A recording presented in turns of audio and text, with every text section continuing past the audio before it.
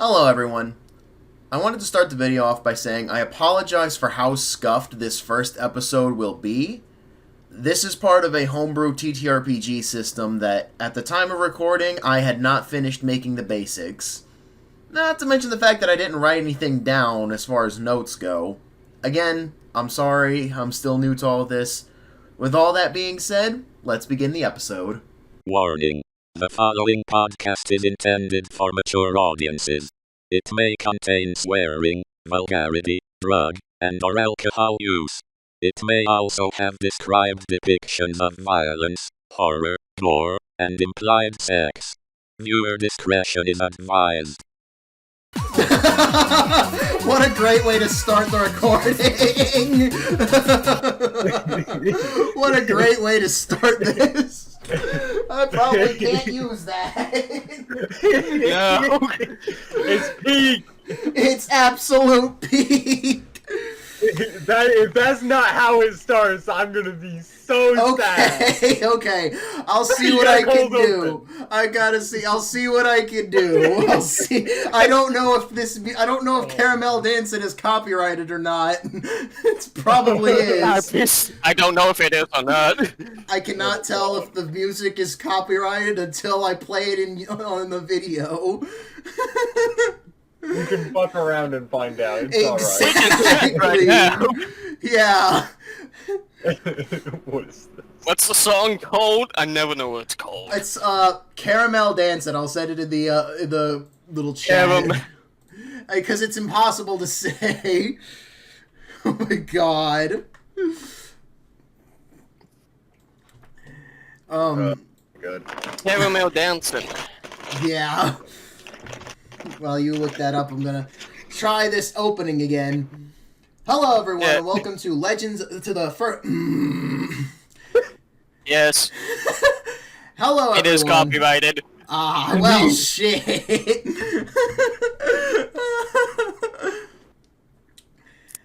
Hello, everyone. Welcome to Jump ship. Jump ship. Okay. Cancel everything. Fucking everyone, hold your damn horses. Let's get through this fucking intro. Alright. Yeah. All right. Welcome everyone to the first Legends of the Rift podcast series, and then also welcome to the first Lethal Company RPG podcast, starring my friends Jonjon, Smasher, and Son. And I will also shout out you guys, all of your guys' video channels and what have you of various online fame will be put in the description if you so wanted. Do I? I barely have anything. There's not even a public video on my YouTube channel. What do you want from me? You're gonna send them to a wasteland? You're gonna send them to a barren wasteland? You're gonna send them to a fucking desert? Yeah, go ahead. Go check out my friends' videos. Go check out my friends. The sound of tumbleweeds go by and they're just screaming. More clout for me. I'll steal all the fame. Son's huffing that clout. Mm-hmm. Okay, I'm changing this fucking light bulb. Alright. Is everybody in the voice? Is everybody on the screen? Can everybody see my Yeah, I can see you. I'm about to take my headset off to change this light bulb. Oh yeah, take your time. It is. It is. Wonderful weather we're having. Wonderful weather we're having. Hey, Squidward. Hey, Squidward. We've come for your nectar. Get the frick out of my house! That fucking peaked the mic! I'm sorry. No, it was funny. My bad, gang. Get out of my house! So, this is going to be a lot of very scuffed. I did have planning like an entire systems for the Lethal Company RPG, but it's, I didn't finish them. That's on me. I will finish them as the week continues. So this is going to be incredibly scuffed, this first episode, if you haven't already noticed.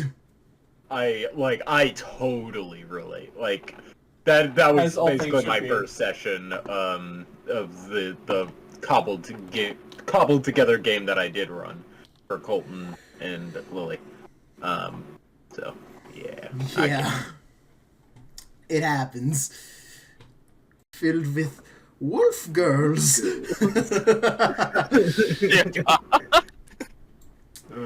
You came in at a very inconvenient time, John. Yeah, it's John. good.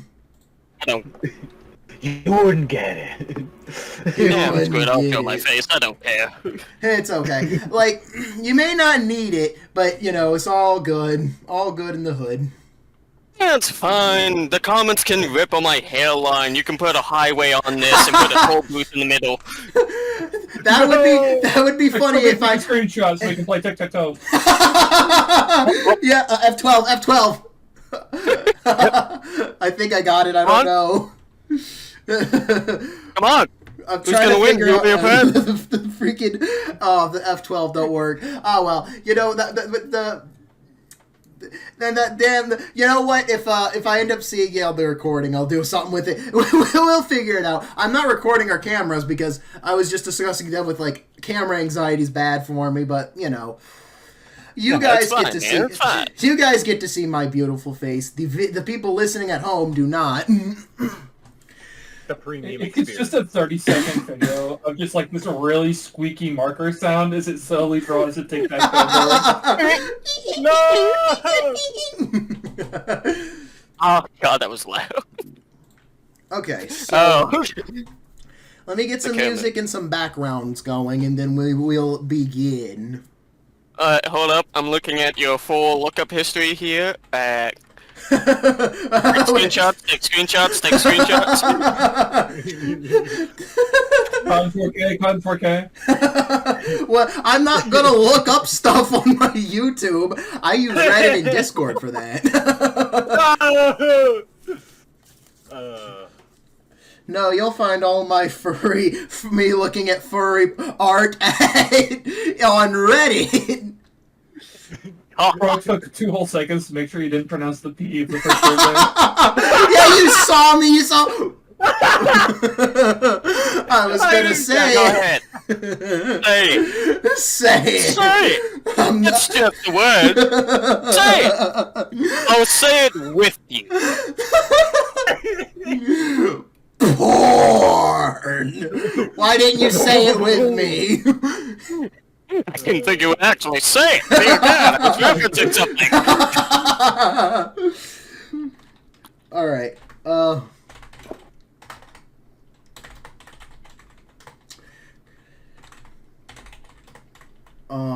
This is kind of. X will let room me in the darkness. One source of light.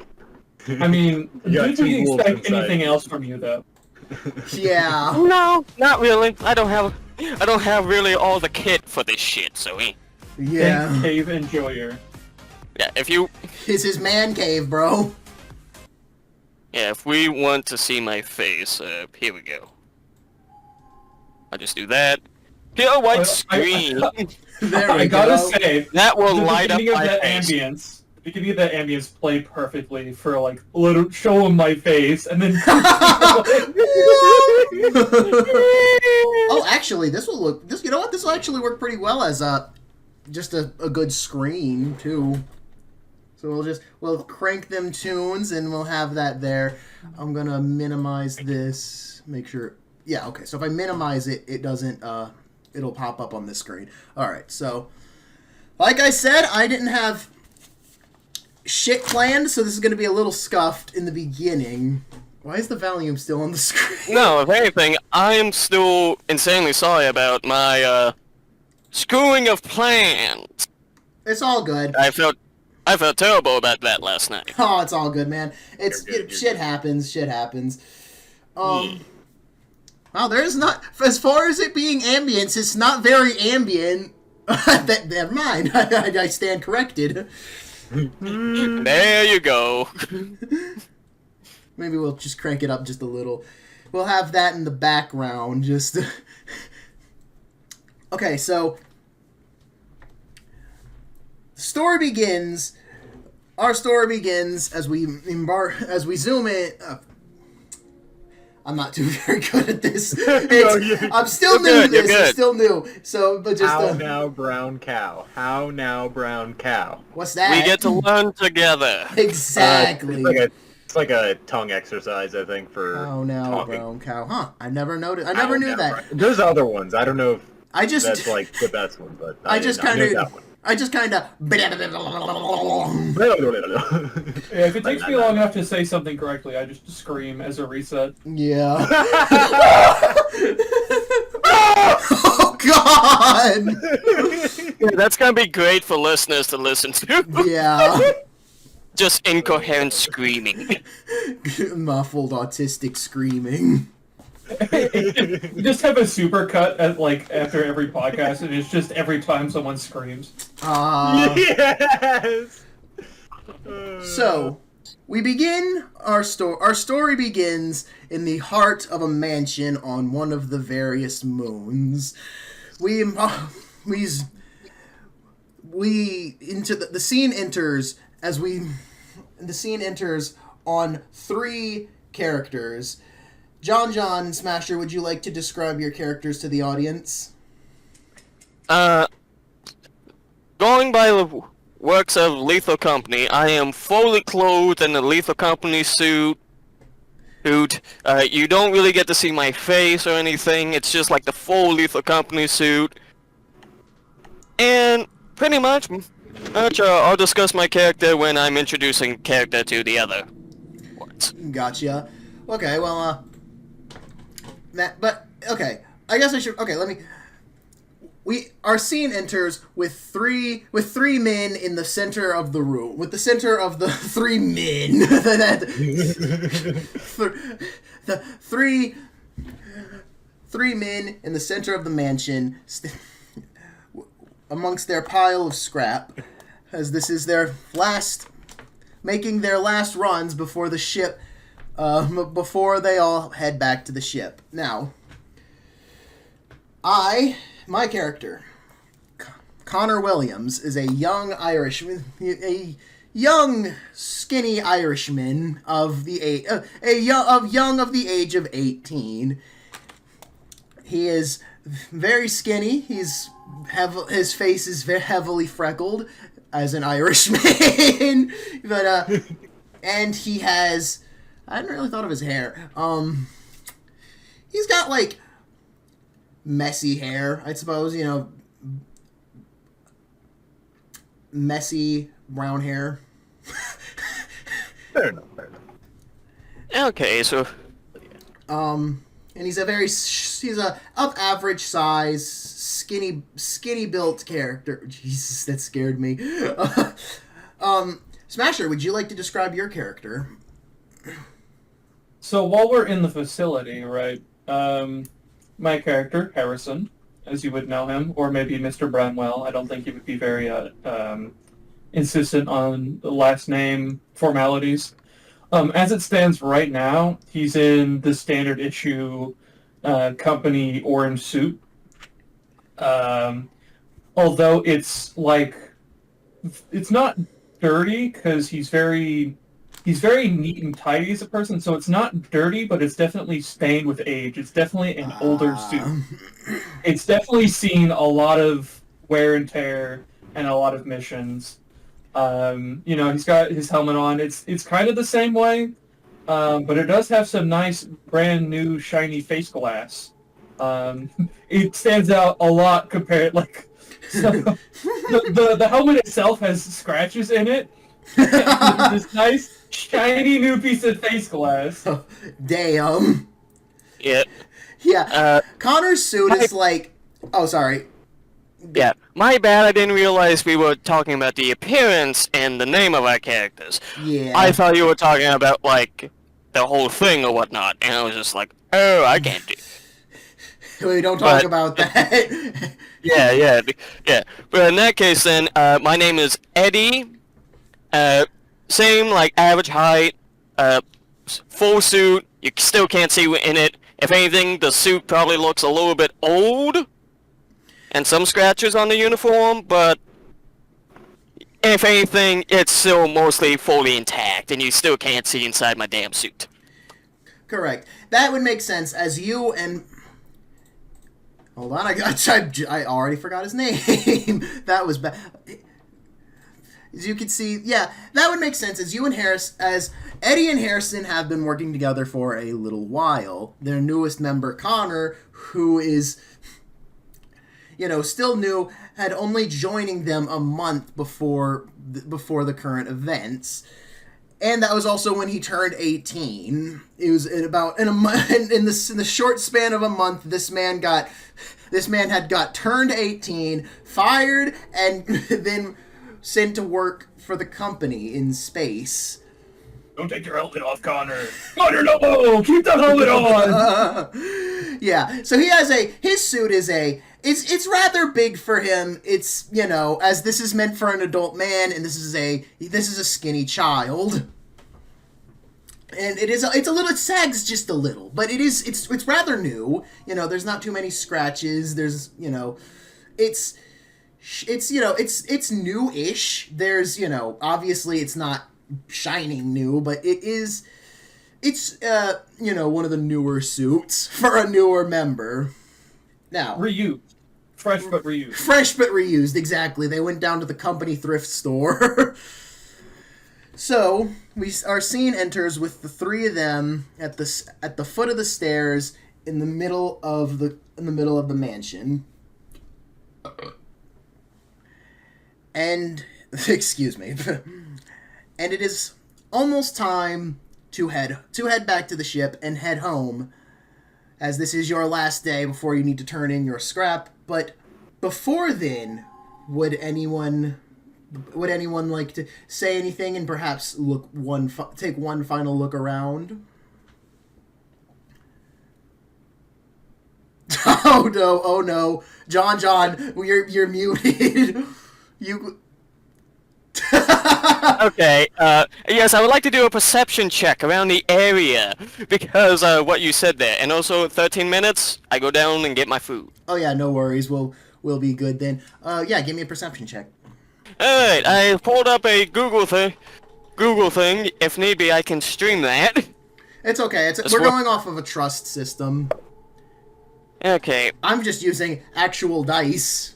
2! I got a 2! Oof. So, yeah, you look around the mansion, and you don't really see much else of, what, besides what you guys have already found. But I can explain the horde, if you'd like what you have found. Sure. So, you guys have found a lot. We're talking... Son of a bitch. Hold on, I gotta... Let me get some items just as an example for myself. Like I said, super scuffed, but we're gonna just roll with it.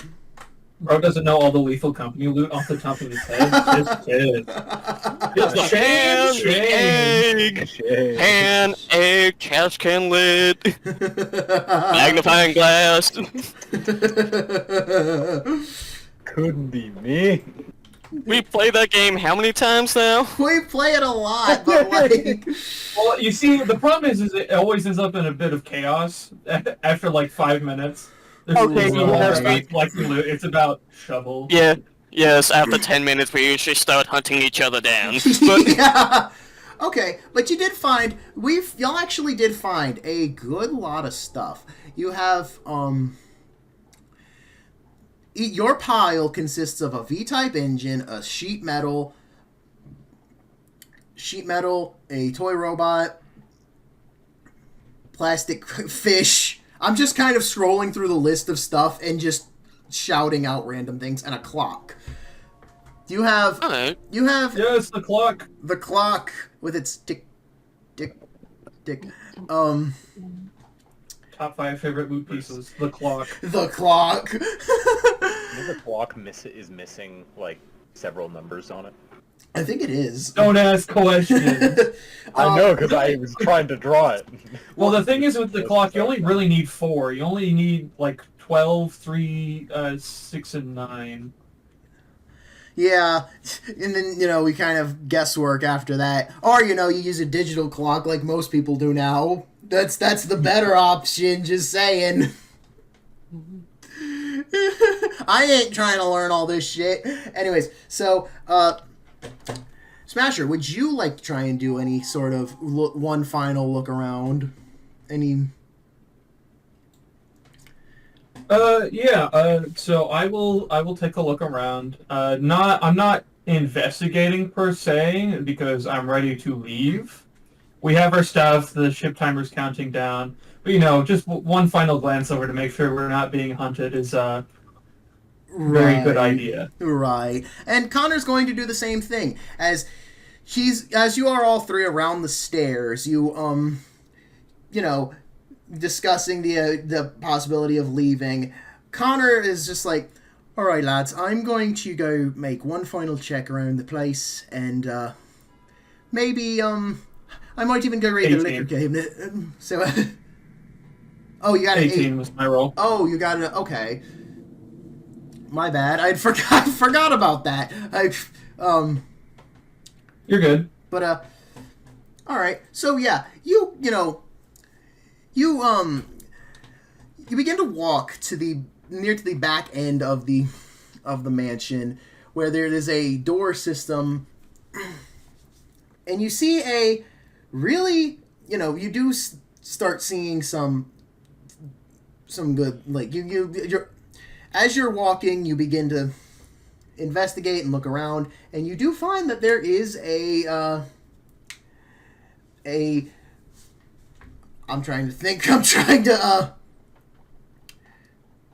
see a pretty nice hairbrush. There's a nice hairbrush at the end of this small hallway. You do honestly that works because Harrison gotta have more of that mustache grooming equipment. Yeah. Bring me the hairbrush. Bring it to me. Yeah, so you're walking down this hallway, and there's a hairbrush. You're walking down the hallway with the tile, with the I'm trying to think of See, here's the thing. It's kind of hard to think of what the insides of the building look like without you actually being there. I'm still new to the whole trying to explain and describe things, but what's the term for it? I'll be right back. I'm here, but I'm typing something. Oh, yeah. So, at the end of this hallway, you see a nice hairbrush and a staircase that goes down to the left. I'm gonna really quick do something. I'm gonna do just a quick high-low roll. Eddie ain't going down there. Eddie ain't gonna do that. Eddie's smarter than that. Yeah. Ooh, that's a very bad low. Well... Before we get into that, I'm going to before we switch over to... Yeah, actually, you know what? It'll be better. You know what? That'll be better that way. So, yes, I'm going to really quick roll a D12. 2. Okay. Ooh, okay. That's pretty good. So, Harrison, as you're going to go and grab the brush at the end of this hallway, you see a set of staircase to the left, and below the staircase you can actually hear a noise. At the bottom of the stairs you can actually hear some noises. Slowly... Oh, that Taco Bell. Is that Taco Bell down there here? I thought you went to go get a brush. That's the noise they make? God, I didn't realize that's what they'd sounded like whenever it's them isolated. Yeah, it's... Okay, but you see a hydrier? I don't know. You see a hydrier at the bottom of the stairs. It's, because it's hard to... It hardly moves. It's hardly moving up to you. You're fine. You'll be fine. But... I ate the book on Stoicism. So, yes, as you're going to grab this brush end of this hallway, you see downstairs, and you see a slow-moving slime. It doesn't bother you. Doesn't bother. Unfazed. Oh shit, that closed that. There we go. He is unfazed. Alright. My food should be about done. I'm gonna go do that now. Gotcha. So, I'll be right back. And break time. Resume button, not the pause button. That would have been bad. All good, all good. Take it as slow as you need to. Yeah. Oh, that fell. My animating pin fell. Alright, where? Yeah, I've done that so many times. Okay, so, Harrison, make sure that, yep, Harrison, your adventure, it was pretty, unless you want to go downstairs, and, it's, the stairs go down, and then to the left, or down, and then it would be going right, and then, down again, and the blob, I forget the name of the actual, but, the hydrogen blob is, Yeah. It's there. The blob would be good. The blob, yeah. The blob is there at the bottom. You could jump over it. Like, if you really wanted to, you could go down and jump over it and see if there's anything downstairs, or you could, just grab the brush and call it for today, and call it be a good day. Well, yeah, I'm just taking the brush, because originally I was just doing like is anything gonna get us? And I was just like, oh look, brush. Yeah. And now that I have brush, I have no reason to risk it jumping the water creature, the hydrovidir. Exactly. Come on, don't you want to go for a swim, man? We'll go for a swim. I mean, I know I'm hypocritical. I have an insane feel of water. I'm taking the brush and I'm leaving. Alright. Eddie won't say shit. Eddie? Eddie won't judge. And see, Connor is Connor is elsewhere, as, he also had wanted to make one last look around. He went the opposite direction, as you guys went to behind the mansion and went to the hallway where there was, behind the hallway, he went upstairs. Actually, you know what, no, you know what, it'll be fine. He went upstairs and, exploring one of the hallways, and he's exploring the first door to the right of the upstairs of the mansion. Just kind of carousing. He's a little nervous to be doing this by himself, but, he's getting a little more confident. He's getting a little more confident in his abilities. And he walks into and as he walks throughout the mansion, he finds a small kitchen area. And, let me give him a roll here. Oof. He don't find much. I rolled a 9. He ain't finding much. He found a loot room, but he rolled poorly, so he got shot glass. He got shot glass. Yeah, he found a shot glass. He found a shot glass. But he did also find, because, remember, as this is a campaign, we can kind of do things a little more freely, so he does check the fridge to see if there's anything in the fridge, in the kitchen, in the pantry, in the cabinets. He's basically raiding their cabinets. He's raiding this mansion's cabinets. And as he's raiding, he looks into the fridge and he finds something. I'm not going to say what, unless somebody wants to try and roll. Unless, when he comes back with the thing. Because what he's going to do with this thing that he finds in the fridge, in great condition, he just kind of pockets it. He just kind of more or less stores that away. Yoink. He sees something in the fridge. This fridge is still working somehow, but he sees something in the fridge and he's just like, I wonder if I'll get in any trouble if I just puts that away for later, and it's completely up to you if you want to try and figure out what exactly he pocketed.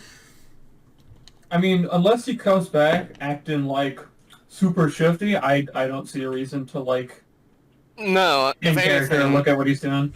Gotcha. if anything, the only thing I would probably do in character is just say, alright, we got our loot, no one brought any fucking living organisms with us, no one make sure to scrub their feet, whatnot. That's literally all I would probably be saying, like, everyone double check, make sure you don't have anything you don't want on you, and get the loot. Yeah. It sounds like he's directing it at the group, but it's really just directed at Connor. Yeah. So he comes back and he's acting, pretty chill. He's basically and you guys so Connor comes back downstairs to the middle of the room where there's the loot and I'm sure you guys come back with your brush. I forgot what I said that we had except a plastic fish, a V-type, and now the brush. Or about toy and the clock. Metal sheet. Oh yeah, the metal sheet and the clock. We have the loot. So That's what And we're the gonna call robot toy. it. Do not forget the robot toy. no. Oh, yeah. All right. So, all right, lads, are we ready to call it for today? Did you find anything down there at least? No.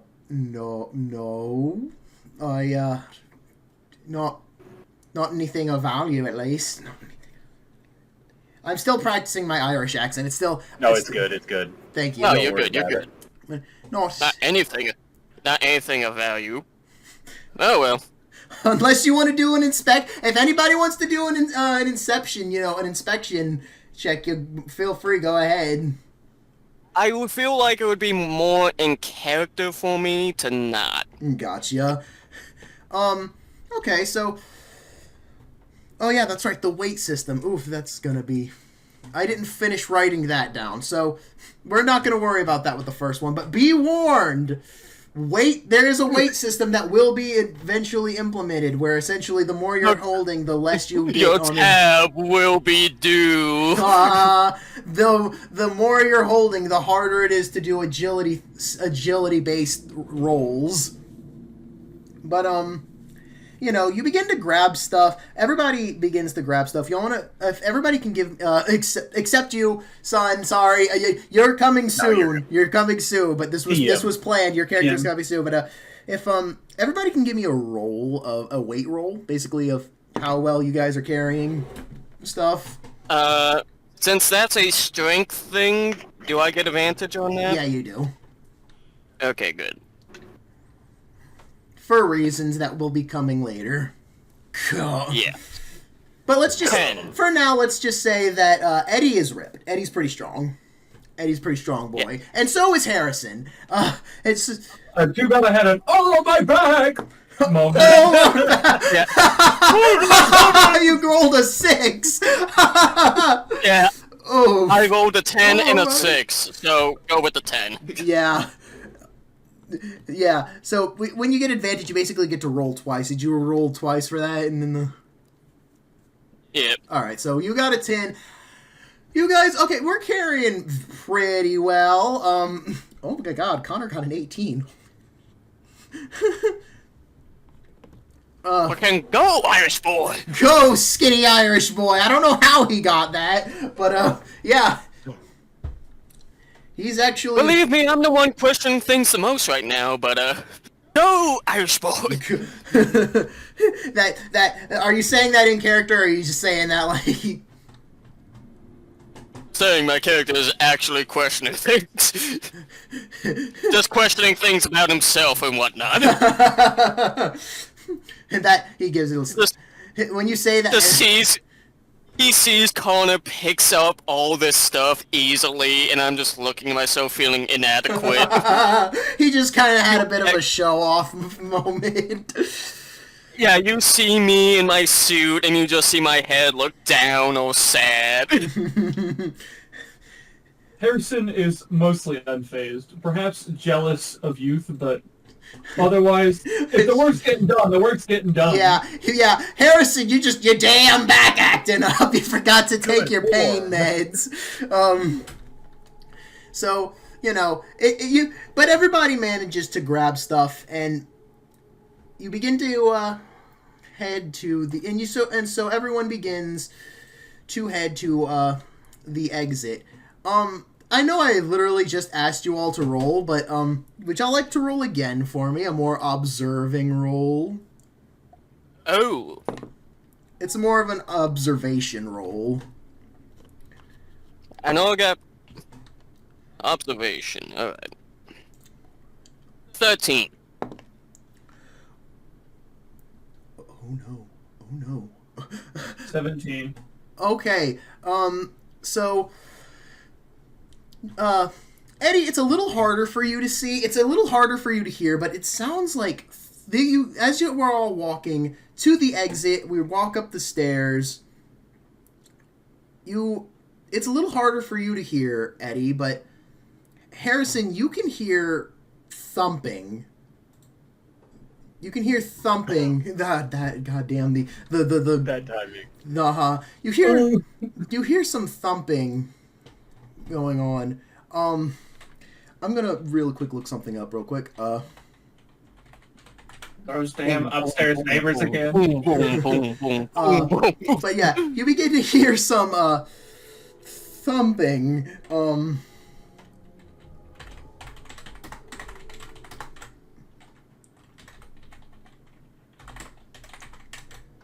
Walking sound. It sounds, this thumping doesn't sound just like any odd thumping. What it sounds like is walking, which is weird because you guys are the only ones here. Apparently there's no walking noise for Lethal Company. I'm looking it up on YouTube. There's not just a sound loop of someone walking. So you just hear you hear human walking, which is very odd considering that you guys are all together and the only son of a bitch.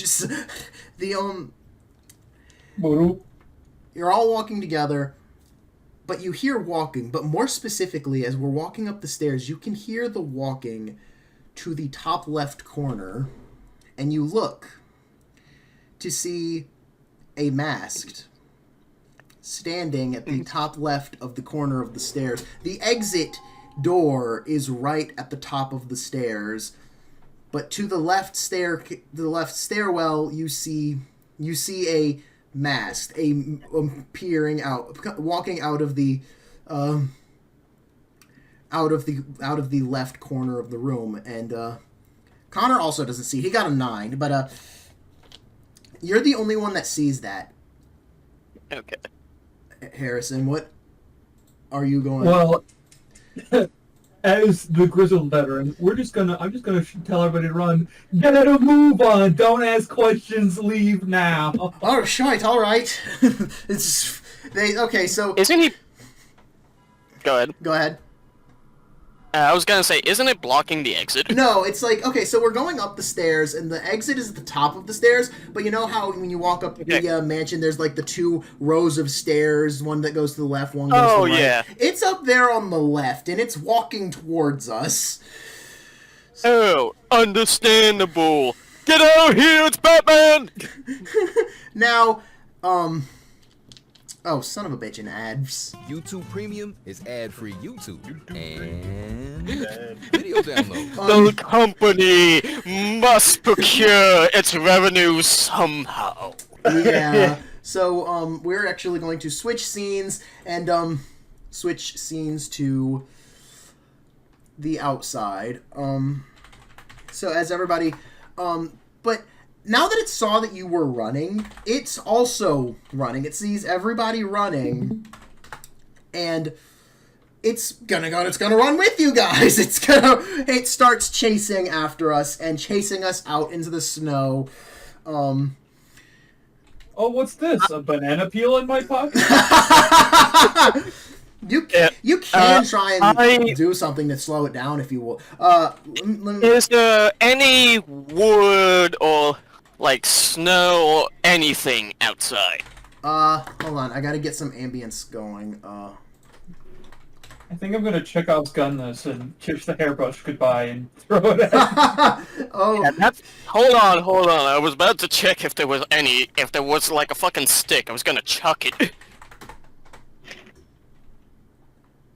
Trying to find. Yeah, I didn't bring any of the equipment from the ship inside, so we're kind of shallow. Yeah, right yeah. now. Yeah, we don't have any equipment. I'm hoping to fucking find wood or like snow and throw like a very hard fucking snowball at this guy. Yeah. And as soon as I can. Hunter. And as soon as there's no. What the hell? There's no like the sound. Okay. Okay. In that case, we're going. It's the sound of silence. It's golden. Blizzard noises. Oh, I think I found one. Hold on. I'm putting it in the chat here. If you end up wanting to use it at any point. Thank you. Yeah. Ooh, that's good. Okay, so you walk outside. That's exactly what I was looking for. So you walk outside and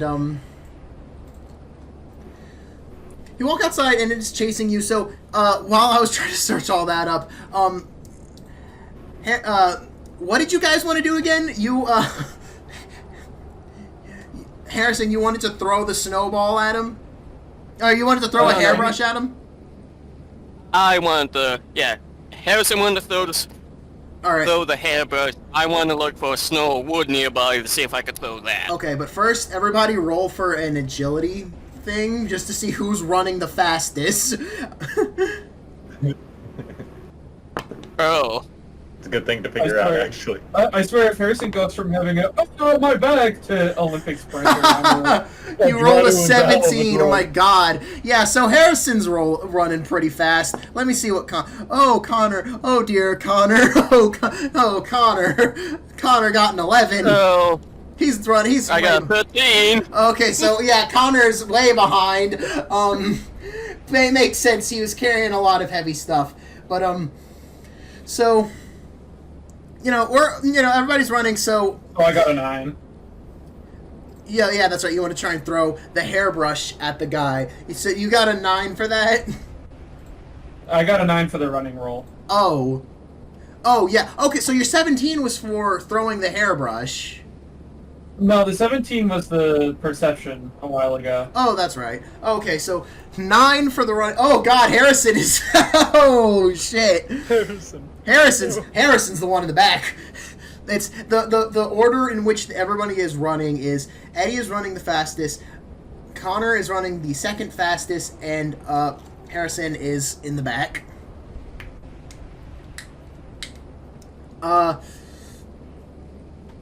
So that's bad. Let me see. Let's see what the masked is running. It's time for Harrison's hairbrush. Okay, so I like that.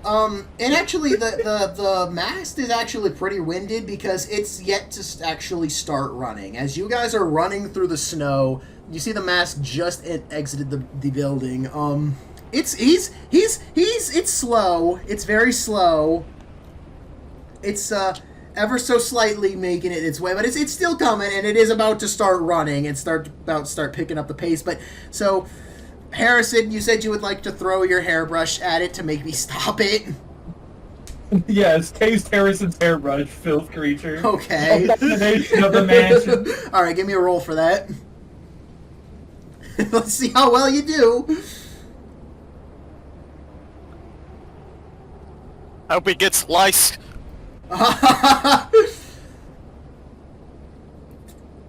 6. Oh, Jesus. The dice spot does not like you. Luck is not on your side.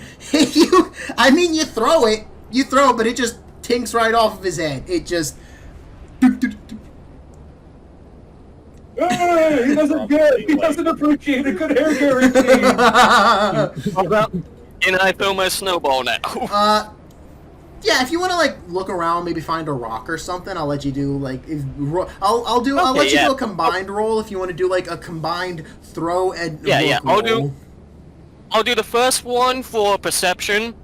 If it's low, I'm probably gonna say it's probably just gonna be a snowball. If it's something better, maybe it'll probably be better. But that's for exit decide, not me. Yeah. Okay, here we go. First one, it's a 2. Oof. Ooh. The snow is just powder. It's not packable. you don't. Yeah, the snow is so powdered that you can't get a good. The snow is so frozen, I cannot even grab it. Yeah, you can't hardly get the snow packed. Oh no. We need a horny bard to raise the mask. Everything I touch turns to dust. Well, you guys are running, well, let's see what else is out here in the woods. Oof. I didn't make an encounter sheet for outside of so we're kind of just going off of, we're just kind of flying off the seat of our pants with that one, but, so, thankfully it doesn't seem like this is a pretty active night, but everybody's like, you guys are running to the ship. Let me see how well this mask is running. Oh, he's picked up the pace. I need everybody to do another athletics roll. Because the mask. I'm sorry, you cut out. Say what? You cut out. Ah, thank you. You cut out, yeah. I need everybody to do another athletics roll because the mask is now at a 13. It started running. Yeah, he's coming. That throwing all dog. So you open all that throwing the brush did just made it angry. Its eyes are glowing purple. Yeah, its eyes are glowing purple, and all that seemed to do was make it angry. 3. Ah, shit.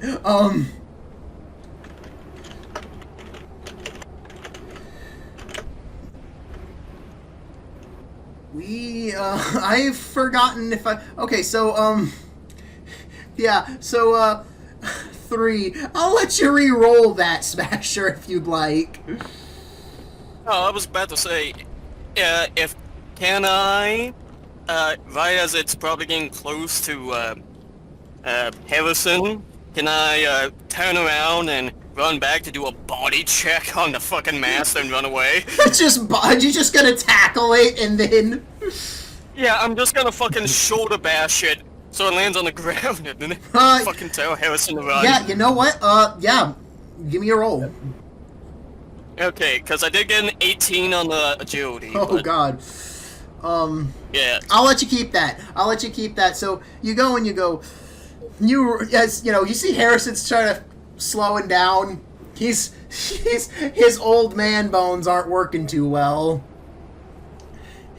Inhaler. He needs the oxygen inhaler, the freaking sprinting thing. So you're running and yeah. So you with the 18, you go and you tackle the mask and it let's see. It does not. It does not dodge it. You tackle into the mast, and immediately it knocks down flat onto its ass. It tries to grab you, but it fails that too.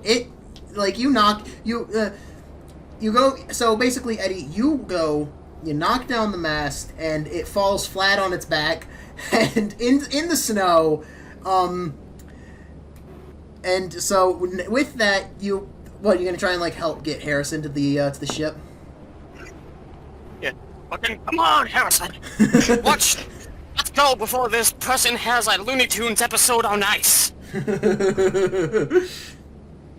I agree. Let us get a move on. Yeah, Connor's already in the.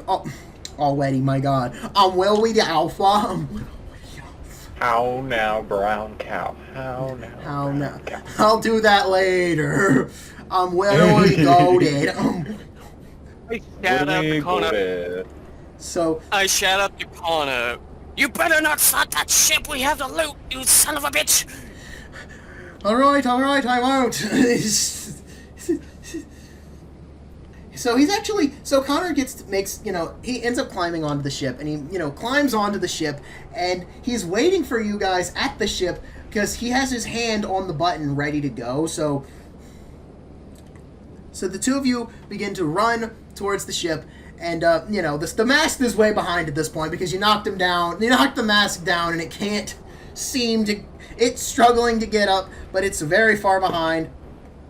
As you run past the beacons of light guiding you in the storm from the mansion to the ship, you eventually do see the back end of it.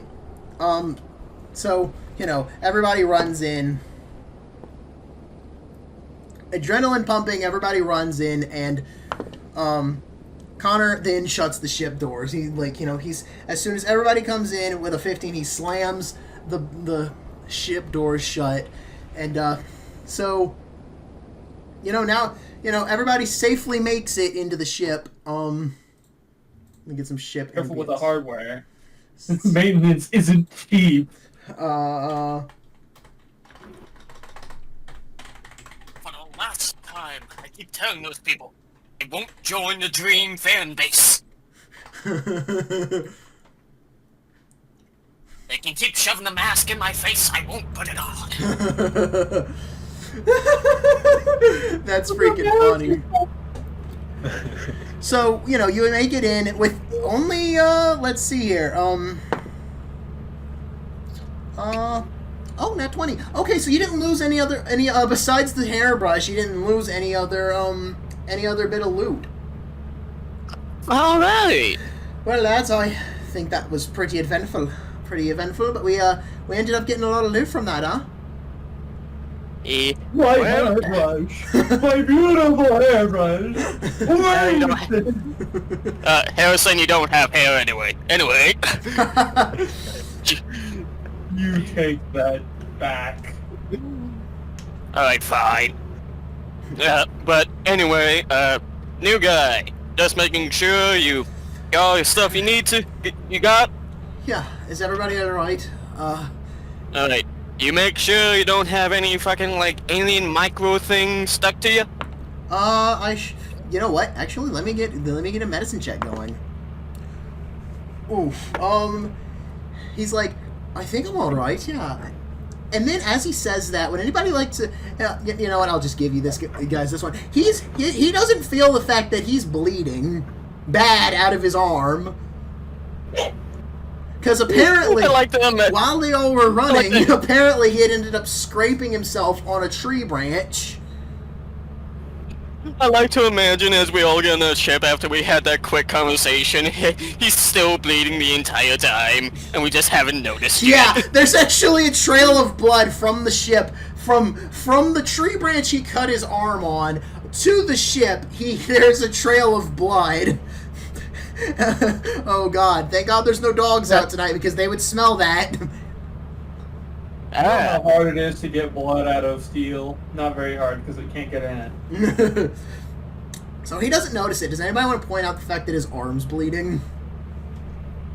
Yes, very much so. Eddie will say, now, new guy, don't you feel that? Feel what? Don't you feel silly? Don't you feel... Don't you feel stupid? Don't you feel a little insane? Don't get me wrong, I know it's cold. My nipples are so sharp I can stab something right now. But, I'm pretty sure you would be able to feed your arm gouged. And as his adrenaline begins to decline, he has a face of confusion, but then, as his adrenaline subsides from his body and the fear of being chased is gone, he looks down and he sees a pretty bad cut on his arm. Oh, shite. Oh, son of a bitch. Well, yeah, now that you notice it, I feel it.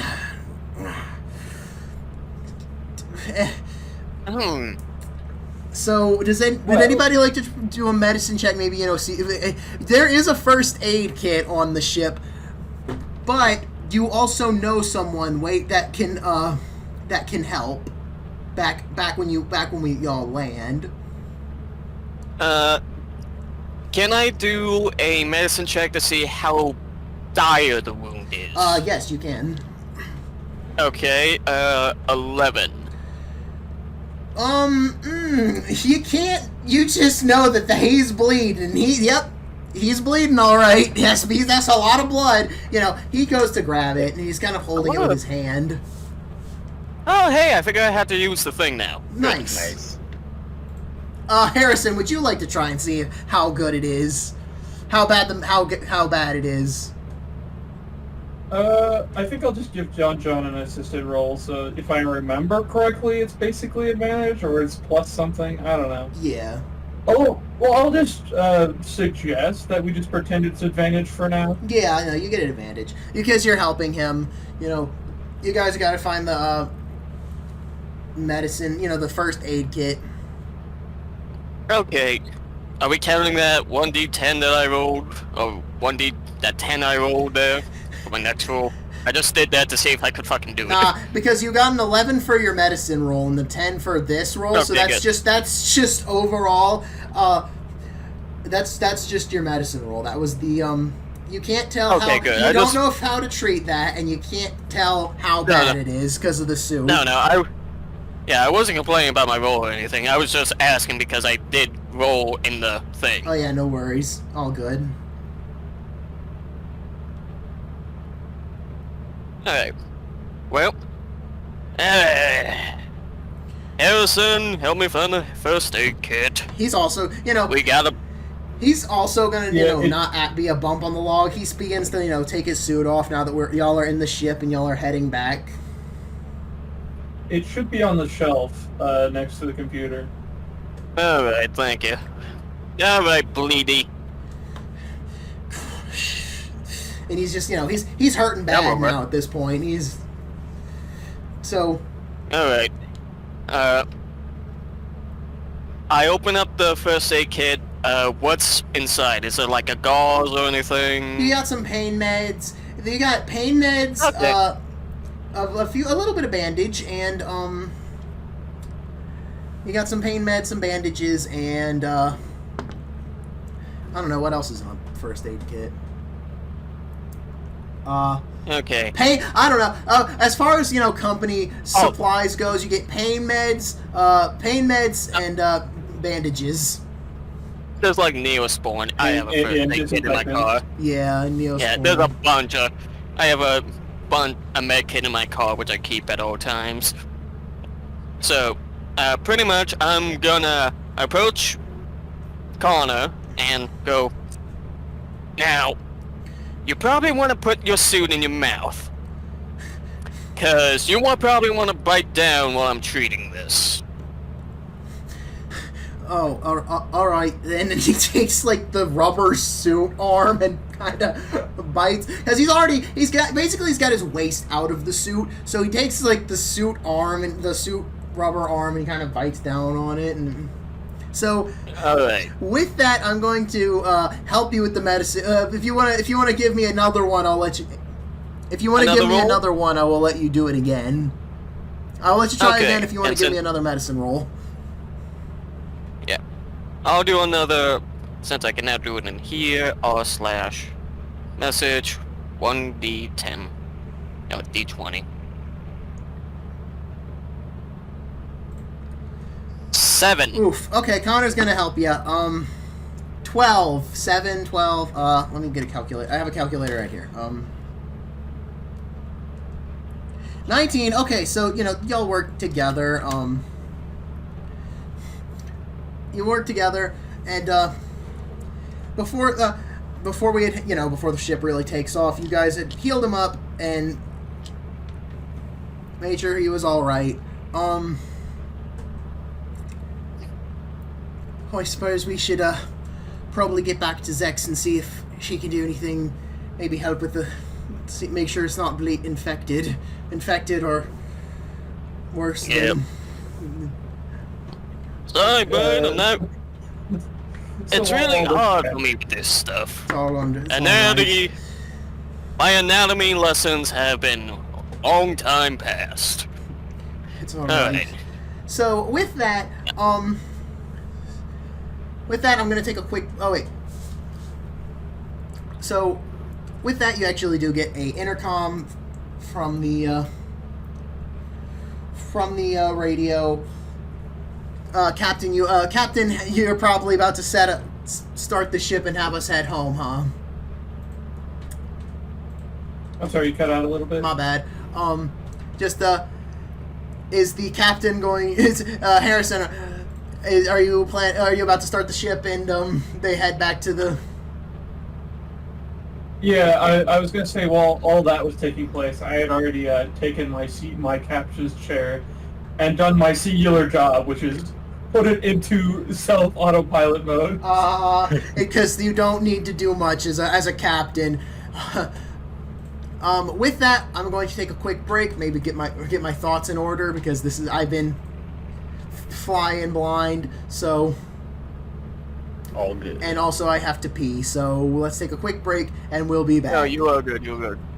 I forgot about the fact that I forgot about the fact that you as your character Yeah. you end up having a drawback. Yeah, I already told Pexel and Sun here that pretty much while I am a very strong boy, I'm not an athletic boy. Yeah.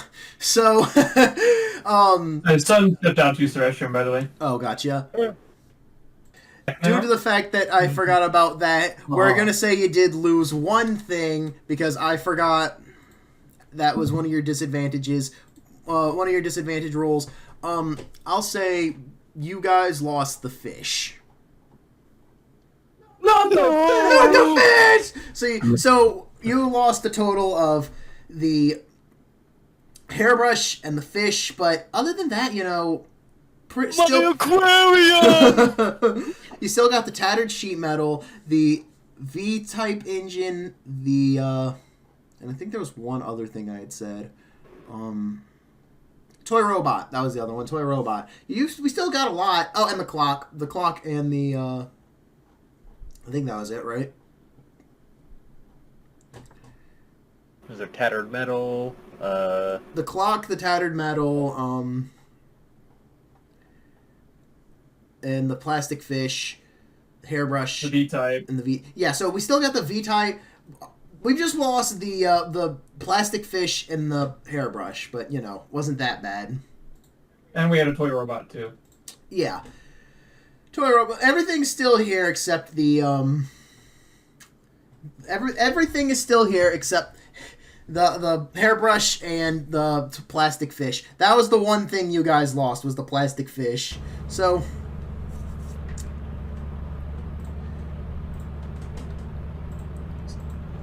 yeah, now he's just like, you guys, so, we should probably get him to his room. Should we get Connor to his room, maybe rest of it while we head back to the company, and that will give me a good chance to describe the interior of the ship. If by room you mean, The one bed. Bunk. Yeah. The one bed on the ship. Oh yeah, You have a bed, but it's just curtained off. It's just one. You have exactly 5 feet of space. Oh yeah, I remembered that I thought we had a bigger ship. We do. It's in the description of my character sheet, but it's not like, it's definitely not pleasure cruise. It's still utilitarian. It's just Right. bigger for the sake of reasonable roleplay. Right. So, yeah, you do end up having, just the... And because you are an older, more experienced person, you're on the company's good side, so our automatic shuttle has a lot more interior space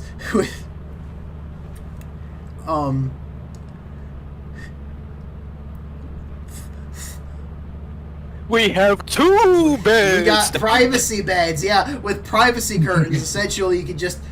Yeah, we have 4 privacy beds. 4 privacy beds. Privacy beds. Yep, and a canned food and water storage rack, a microwave, a trash ejector that doubles as a bathroom with a privacy curtain, and a shower you can wash with. Sold soap separately. Just reading that off of your character sheet because I figure, if it's there, why not just use that? You can't forget about the best part, the laser engraved company propaganda. Right, I forgot about. Yeah, so on the side of the wall of the ship, you have a laser engraved company propaganda, and it is basically it's the it's a guy with a thumbs up, and it's "We love the company." It's one of the employee uniforms with thumbs up, kind of looking very much like the Fallout Pip, the Fallout. I forget his name, but like the Fallout thumbs up Vault Boy, basically looking a lot like Vault Boy. The thumbs up and the smile, but at the bottom it says, "We love the company." We love the company to collect scrap. Is it like a person, like an employee with the thumbs up, like an employee doing the Vault Boy? Yeah, exactly. Yeah, very cool. So yeah, they kind of just privacy curtain him off. He's just like, I don't really think it's necessary, but all right. It just kind of lays down. I'm gonna really quickly look up. This way, if he dies, we can say we didn't see it happen. Yeah. There was nothing to do. I don't know. We didn't see what happened. He just. Listen here, Connor. I know you're going through a lot. But before or if you bite it, What? can you make sure to clock out?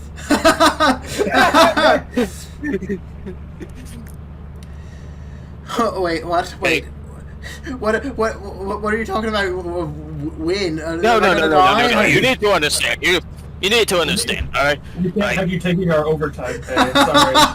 It's very unlikely for you to die right now. It's just that whenever someone in the crew dies and they're on the clock, it's mainly just not only does it cut into a bit of the pay, but also we have management shitting on us non-stop. All right then. I guess I'll be sure to do that. I don't think I'm gonna die though. I feel like I'm all right. I mean. Yeah, you'll be fine. You'll You'll definitely live through this, but clock out. Yeah, trust me. I've lived through a lot of scenarios. I've been here for a long time along with Harrison.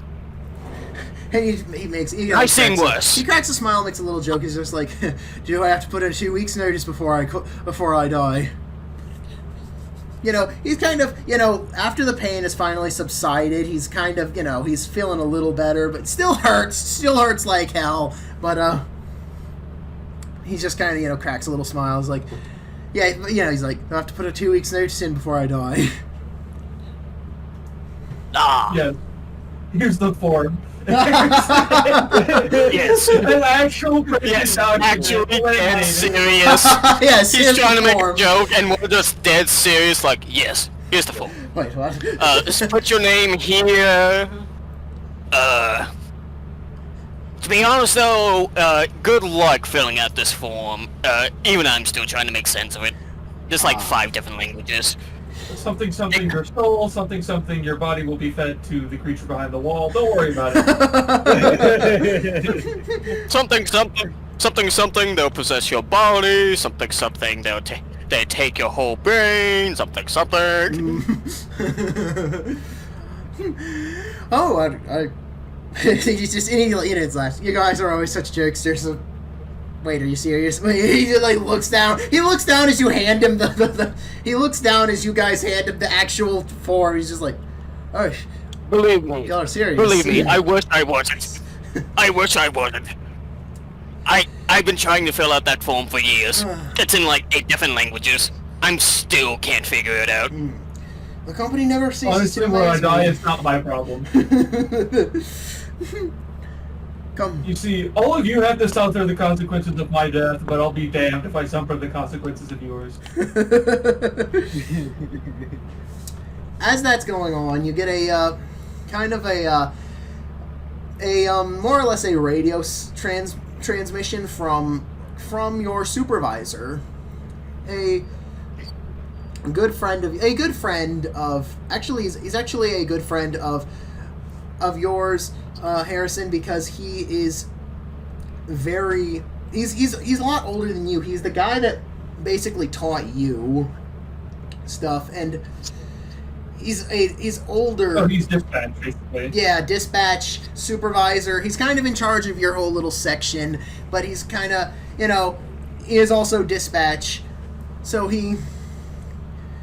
but yes, basically your supervisor and long friend, Cecil. Cecil, I can't think of the last name, so just think Cecil. He's a very old man, but he comes on the radio and he's just like,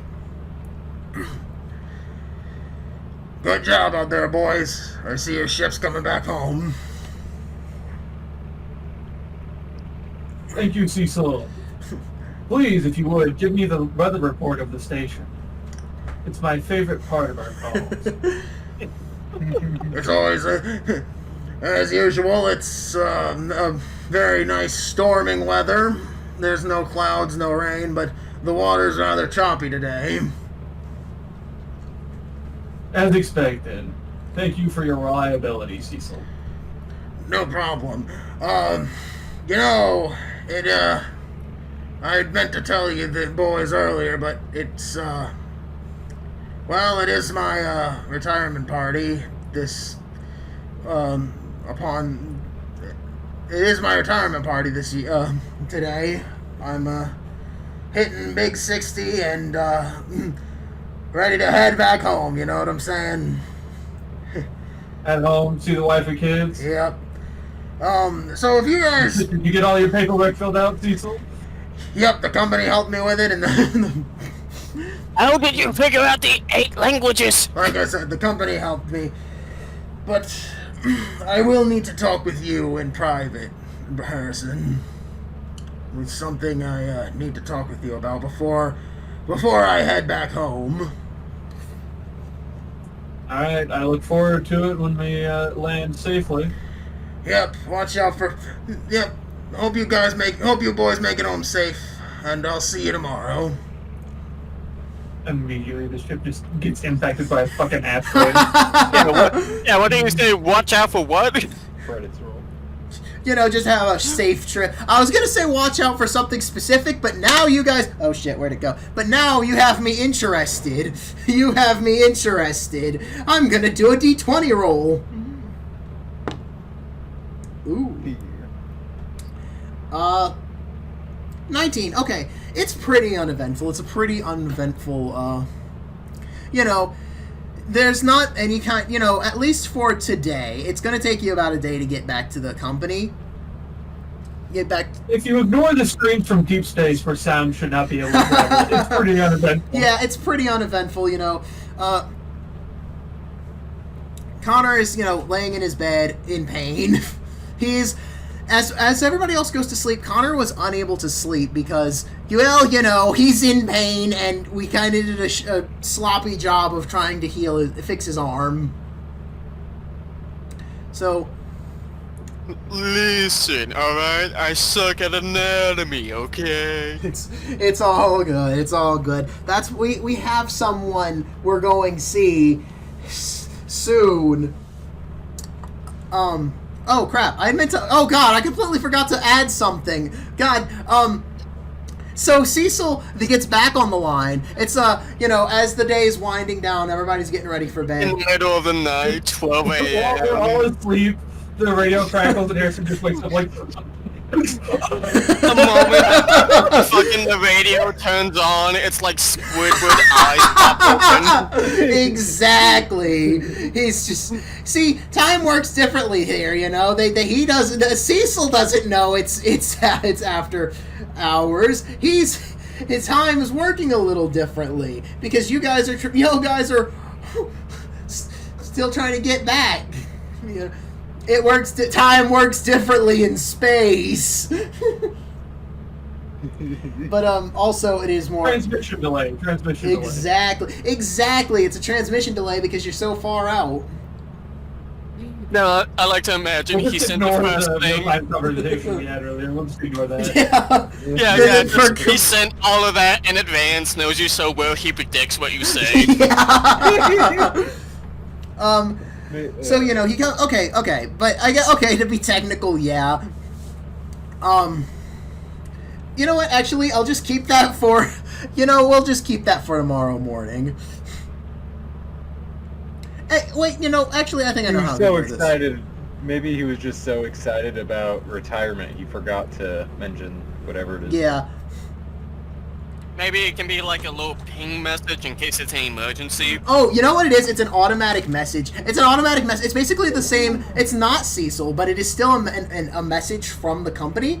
It's more or less, how you have 0 days to return report to the company a building immediately to sell your scrap metal. You have 0 days. It's basically that, but basically it's, you see, a while back, you guys had sent a technician form to the company. You sent a technician form to the company, and only now, at the middle of the night, do they finally get back to you. So you get an automatic transmission. It is just, so you just hear a, this is going to ship 407. It's in the middle of the night, so I don't know if anybody's even awake for this, but basically it's just...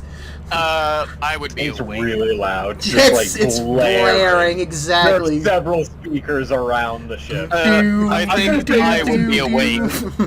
Carson definitely sleep through this. I think... Connor would be awake. He's in pain, and, Yeah, he's very practiced at ignoring urgent messages. I think I would also be awake, X, due to my, character. Right. So, yes, both of them are awake. So, basically, you get the company notification. There's a freaking do. Transmission to ship 405. Your request for a new technician has been approved. In the middle of the night, and then that's it. It just cuts off. That fucking... I thought that was Seven Nation Army at the beginning there. But... Yeah. I was trying to do the thing where you hear the... I was trying to do the jingle whenever you hear, it's like whenever, they make the... Because you know how they do the little jingle when you get the little when you get a notification. I was trying to do something like that, but then I remembered I suck. They change it every time. Yeah. No. It changes every time with a new pop song. Yeah. Do. It's canon. It's just It's Imagine Dragons. It's free. That's the one thing the company found to try and improve the quality of the worker's life. Exactly. It's freaking... You are now listening to 106.9 company radio. Yeah, it doesn't actually do that. Instead, it just keeps blasting the song so loud so no one can really enjoy it. Yeah, you can hardly hear what they're saying. It's just... And also, not to continue derailing, but what was the thing that was written under the engraved under the Vault Boy company man? We love the company. We love the company? All right. I don't know, I was just trying to think of something silly, and I thought of Markiplier's We love the company. But, The company! So, the day breaks, and you guys finally make it back to the company, where you begin... And by daybreak, the ship's main lights turn back on. Yeah. 700. Trying to think of what was the name of the company, the planet the company owns, like Gordon or something like that.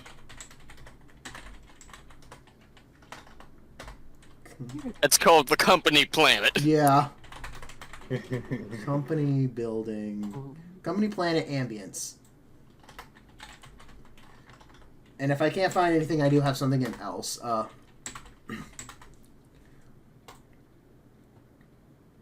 Oh well.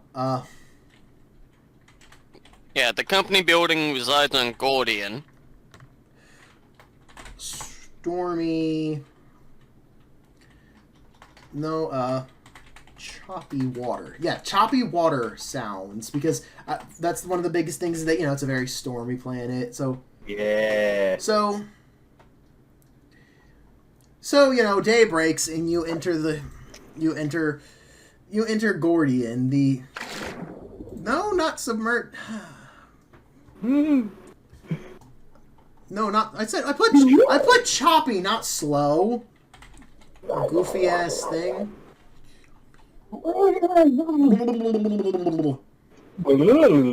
I'm under What the would that be? water. Ocean, I guess. live in a pineapple under the seas. Shit. SpongeBob, Ocean waves. Water? Ah! Ocean man. I hydrophobia! Hydrophobia! I hydrophobia! Yeah, so, okay, that's good. So, I guess that'll do. So, you enter back onto the ship. You enter back onto Gordian. The ocean, the waves being very choppy. It does give you a little bit of a frighten. But... Yeah. So does all... But anytime you come to this... you land here, it's pretty, Yeah. If anything, I'm probably just in the lounge of a ship, just like with my helmet off, just, I don't know, reading. Yeah, you're reading, and so as the ship is coming down, landing from the, landing to the company, oh my god, I didn't need you writing chalk for like 30 seconds. I wanted wave sounds. Anyways. Nonsense! It's the chalk zone! So, you enter back onto the company, waves, and, you go and you... Let me try that again. You start to slowly descend to the company with waves, with choppy waves all around the ocean, all around the platform. As the average day on the company's surface is very rough, choppy weather, and so your ship lands, and you begin to, and the ship lands very calmly and safely. Would y'all like to begin, unloading stuff to the company? Yep. I mean, turn in that loot to get that dough, those credits, those company credits. Hell yeah. We love company credits. So as you go to open the door, you see a you go to open the door and you see a figure standing outside of the door. You open the door, and staring back at you is a new employee. She has wearing a pink suit and looking very excited to be there. Son, would you like to introduce your character to the team? Yeah, it appears they're busy for just a second. Of course. As soon as I'm ready and I'm getting it right, they go F off. Listen. So, all right. Mom got home and was talking to me. Oh, no worries. So, where are we right now? What's happening? I'll replay the scene. So, the ship lands, and as everybody begins to open as the door opens, so everyone can begin moving scrap to the company building. It opens, and they see they see your character outside, outside of the ship, very enthusiastic, I'd imagine pretty enthusiastic per what we were talking about, wearing a pink suit. Yeah. So, would you like to describe your character? Absolutely. So we open the door and we see... Yeah, you see the pink jumpsuit. It's like the normal Lethal Company outfit, the normal fit, but it's a pink jumpsuit instead with some additional accessories, additional straps for that, like on the and I'll send the picture. This is you can base all of this off of. Have the funny little medical pouch, a little hammer on the belt, a welder on the right thigh, and I guess that's all you can see for now. You can see you probably, I don't know, you might be able to see the name tag. You didn't mention the wrench. They have the wrench. They have a wrench, but they can't see it, so it's not much point in pointing it out right now, I guess. Right. This is kind of where my thought process is. Fair I enough. do have a wrench. It's a long wrench. It's like a... Just not in my hand, because I'm not looking to beat somebody up right now. Right. Yeah, I guess the visor is a little different. Like, the helmet is pretty, like, normal. It's extra scuffed. There's some, like, looks like some carved out spots on it, like something scratched it real good. Maybe some heavy metal or something. Really, like, some sharp metal might have scratched it over. The visor itself is a little different than the normal employee visor. It's looking more like a shaded welding blue helmet. Yeah, it's kind of like that. Yeah, it's like shaded blue and much dark. You can't see into it.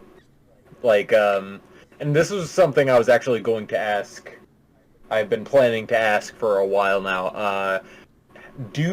Are your guys' visors see-through? Can we see your eyes? I assume Connor, we can see through his visor. Yeah, you can see through these visors. Yours you can't see through right. because you're the technician, and yours is more optimized to like welding and stuff like that. Just making sure that yeah, so like so if you guys all have see-through visors, then yeah, I guess that would be something special, something unique. But yeah. Noticeable. Yeah, so you can't see through our visor, but this is... Do you want me to say your name, or you want to do it? Ash. Yeah. I don't know if they haven't like met them yet, so I don't know. I assume so. What's playing out in my head right now is like we're armload full of stuff to drop on the counter for the creature behind the wall. Yeah. And the door opens and there's just a woman in a pink suit, and the first word before anyone can say anything is just Ash. That's how it played out in my head. just nothing else, just Ash. Ash. Is that what we're doing, or are we gonna try and fix that? What have I experienced up until this point? I've not been prepared for this yet. I figured, you're like, presumably I've been transported here. Right. You've been transported. You talked with Cecil, and the supervisor approved, a lot of approvals and signings and handshakes and stuff like that. But up to this point, you've more or less just got here. You just landed on the ship. You just landed here. The ship got you here. The as we're gonna call them, more transport ships. A transport ship had brought you here, and that looks more like a. Basically, kind of like a bus. It still takes the style of the company cruisers, but they look more optimized to hold a lot of people, and they're more like looking like a bus. Hell yeah! So, bus brought you here. The company transporter, it brought you here. And, you started signing paperwork. You met with Cecil, but that's about all that has happened up to this point. All right. So, I guess the creature in the pink jumpsuit, in the pink company suit, kind of like bouncily jogs over to you guys, like, "Oh, you must be my new team. I've not had one of those before. I'm new." Just like looking back and forth, like very hey, puppy dog. Ash. Actually, you can call me Ash. Personally, internally, Harrison's like, yeah, I could tell. You lack a certain level of drained. They just personally, I just like the picture when the door opens. This is what I see. Wait, what was it? Hold on. The Kermit with the suitcase. Yeah, so Ash is, very excited. She's giving me puppy dog energy. She's giving me, like, puppy energy, like very happy puppy dog. Yeah, Harrison's experience quip earns, like, 2 seconds of Ash, like, fully stopped looking at Harrison, just can't see through the visor. That was internal monologue, by the way. I did specify that.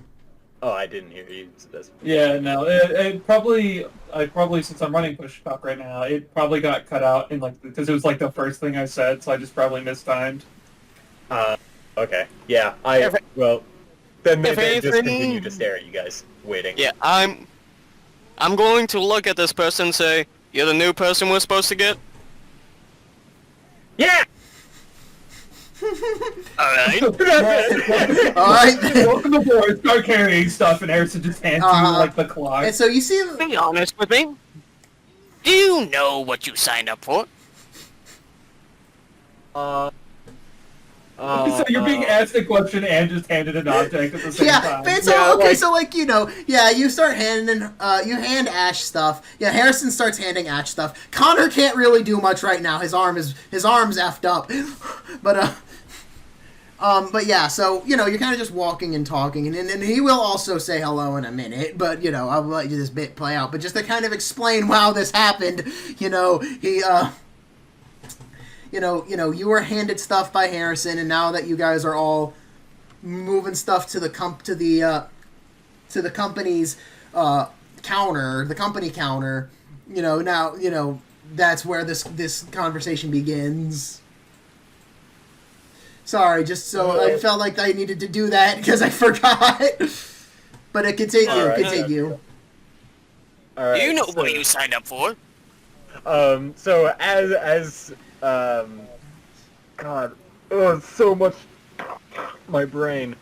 Okay, so so first thing, what was dropped in my hands? V-type? What am I? Clock.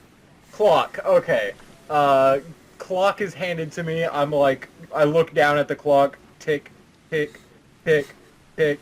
Jonjon, what was your character's name, Jonjon? Eddie. Okay, Eddie. Eddie's words go in one ear and out the other. I'm just walking with you guys, staring at the clock, going tick, tick, tick, tick. We're just standing there in front of the company building, and I'm just staring at the clock and Chess the clock clearly busy. God help us. Clearly distracted. Eddie mumbles silently to himself like, "I'm gonna have to put in another order for another one. This one ain't gonna live a day." And see Connor with the effed up hand. He has the toy robot because that's kind of all he can carry right now. His arm is effed up. We just lost like a paragraph there. Sorry, you cut out for a long time. Oh, son of a bitch! I don't know why my mic keeps doing this. Probably. It's Discord. It's just Discord. Discord is so dumb. Yeah, Discord's really dumb sometimes. I messed with the settings. Maybe that'll fix it. Fix yourself. But so yeah, Connor with the toy robot and his really messed up hand. He's like, Miss. He's saying. He's gonna poke her. He's gonna poke her on the shoulder. Hello? Jumps up. twirls around real fast, just blank visor staring at Connor. Hello, I'm Connor. I'm not. Ash! Sort of like shoves hand out. Ashley, you can call me Ash. Okay. He's very nervous. He's just like he tries to switch his hand. And it's just And grip really tight and like jerky, like a very jerky motion. Just the bare claw of the hand. Yeah, he's trying to hold it because his hand is like bandaged up and stuff. So there isn't much left. There isn't much left. So Connor like looks at Eddie and looks at Eddie and Branwell and he's like, "Well, lads, if you've got all this, can I?" And he gets a little happy smile because, and we'll explain that, and then that will be explained in a minute. But he's like, "Well, lads, if you've got this, can I go see Zex and maybe get my hand get my arm fixed up?" Yeah, I prefer you don't bleed on the merchandise, so go. Thank you. Does anybody want to accompany him? Because Zex is a Okay, let me explain. I guess I'll explain when he gets there. But the basic knowledge is that Zex is a character that everybody knows and is pretty chill with. Like Harrison, you know her. Eddie, you know her. Ash, you don't know her yet. No, not at all. Yeah, but she is she is one of the company medics. One of the company medics, but she's also really cool with you guys. You are the only people. I swear to God, microphone. It keeps cutting out. I swear you were quieter when you got closer to it. Harrison totally owes her money, and he's just decided that for this trip at least, he's just not gonna. He's like, I have things I want to spend my credits on. Yeah, you owe her money about something. Everybody, the information I will give you guys without saying too much right now is because I'm trying to explain what she looks like when we actually get to her is. But basically everybody's cool with her, but she considers all of you friends, but she considers Connor a best friend, so real homie. Yeah. I think Harrison would make the suggestion that Ash go with him. So, because he wants, knowing the company, even though he doesn't want to go over there, knowing the company medic is a good thing. So he'll basically, if Ash has not already put the clock on the counter, he'll take it from, just this little tug of war. If she was just give me the damn clock. So you take the clock out of my hands, and it just you just basically lift it out. My grip doesn't change at all on the clock. It's just sitting there in the palm of my hand. You lift it off out of my hand like you're lifting it off a table. yeah. It's just my other hand is still outstretched in a handshake position. Yeah. Harrison's not super phased by this because he's kind of burned through plenty of crewmates at this point, so he's just takes the clock and it's just you should go with Connor to meet our company medic. Head spins. Okay. Follows Connor. And it's just so then they begin walking and he's like, I think you're gonna like Zex. She's really cool. We're into a lot of similar stuff, and she's really smart with medicine and stuff. But she is a little nervous when it comes to new people. So I will just maybe be a little lighter when we meet her. She's a little iffy about new people. Ash hears Ash is following behind Connor as he's saying that, and like, seeming to be listening. But then, whenever Connor's finished speaking, she looks down at the blood on his arm, like, looks down at the wound and says, "Are you bleeding?" like as if they did not hear anything that Connor was saying. Wow! Oh my! Yeah, I'm bleeding a little badly. See that his suit's all Eddie. cut up. Eddie, you should probably follow them. They look like they're gonna get in trouble. Alright. So, so as they're walking, he's like, "So, Miss Ash, was it? Where are you from?" From? Yeah, I'm from Ireland, and well, I don't really know where everyone else is, but I don't know where everyone else is, but I like to know where, I just figure I should ask. Ash just looks ahead, seeming to think. I don't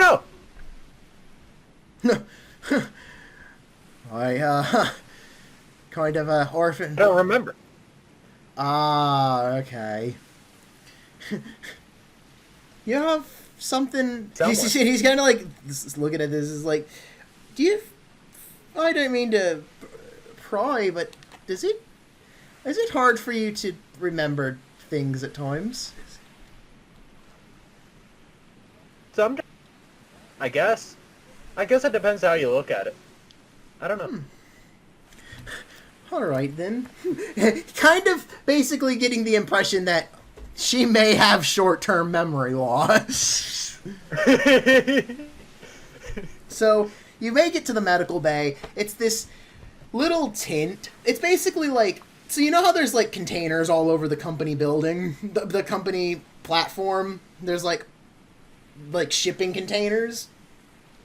Yeah. That is the that's essentially what the medical bay is a series of shipping containers aligned right next to each other, but when inside each of these shipping containers is an entire little complete with a bed and some doctor supplies.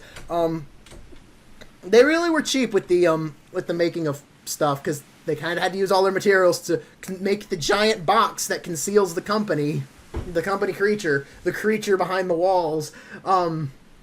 So, they did have to use all their money on that. But the medical bay is essentially a series of shipping containers with the red cross on it. And I'm excited to announce this character. I'm gonna try and figure out the best way to do it. But so basically, yeah, Zex is okay. Wait, she's not there yet. She will be soon. But so. Ash and Connor walk to the medical bay and walk past various shipping containers until they make it to Zex's. You can actually see outside. It's like they have various, each container has a door shut with the impression of what doctor they are. But of course Harrison's team likes to go to Zex because she's cool with them, and she doesn't charge them nearly as much as maybe she should, because they're friends. So, would you like to knock on? So they make it to Zex's shipping container medical room. Do you want to be the one to knock on the door, or do you want why does it keep doing this? My microphone keeps cutting in and out, and it... Hold on. I gotta... So Ash does not have, the instinct to knock on the door, and is kind of just following right behind Connor. Alright. So, he knocks on the door, and, and you just hear, from the other end of the door, you just hear, "I'm on one, chef off." Hey, Zex, it's me, Connor. Oh, hell yeah, come in, man. come in, man. I'm not doing anything. And so you open the door, and Connor opens the door, and staring in front of you is a very absolved in her. Something that looks. It doesn't look human. You open the door, and staring and reading a book of some kind is a tall, furry, red. Well, I mean, that's what I was trying to get to, but tall, red-skinned, very hairy, almost looking something like a fox, but instead of having a, what you would imagine, it looks like, basically, okay, I'm trying to explain this the best way. So I had to pull up references. But oh my god! Staring there, reading some sort of book, you can't really fully understand what it's saying. It's almost in some different language, but sitting at a computer chair, you see what looks like a fox-ish person, rather more anthropomorphic, but looking more like the allegedly extinct kidnapper fox in a medical jacket, but that's about the only thing that stands up to code, is she's also just wearing sweatpants and tank top. She's literally just like barely scraping by the company dress code, because the company dress code for a medical personnel is you have to have your doctor coat, you have to have the coat, you have to have a jacket and pants and closed-toed shoes, and she has just barely that. She has comfortable pants from home. And wearing a tank top, but she's still wearing the jacket. So it's like it's still there. It's yes, I know what you are, Gif. Yes, I am a foreigner. I just want to say that monkey gif above the "I know what you are" was fucking killing me, and I was trying so hard not to laugh, because all I could imagine was, instead of the kidnapper fox lady, it was just this motherfucker just standing there with a fucking lab coat on. She's staring us down as we walk in and they doing that. I will eventually draw what she looks like, but basically, think about what the kidnapper fox looks like, but, a little more standing on, looking more humanoid. Doesn't the kidnapper fox have like an eye on like both jaw sections or something? Like is that sorta? It's more like really the jaw is vertical, but the eyes are still at the top of the mouth. Yeah. But the jaw itself is like, vertical, horizontal. Oh, the motherfucker. Vertical is up, horizontal sideways. Yeah, so it's, what was it, horizontal you said? Yeah, hers. So yeah, horizontal jaw, she's the teeth are vertical, yeah. Yeah.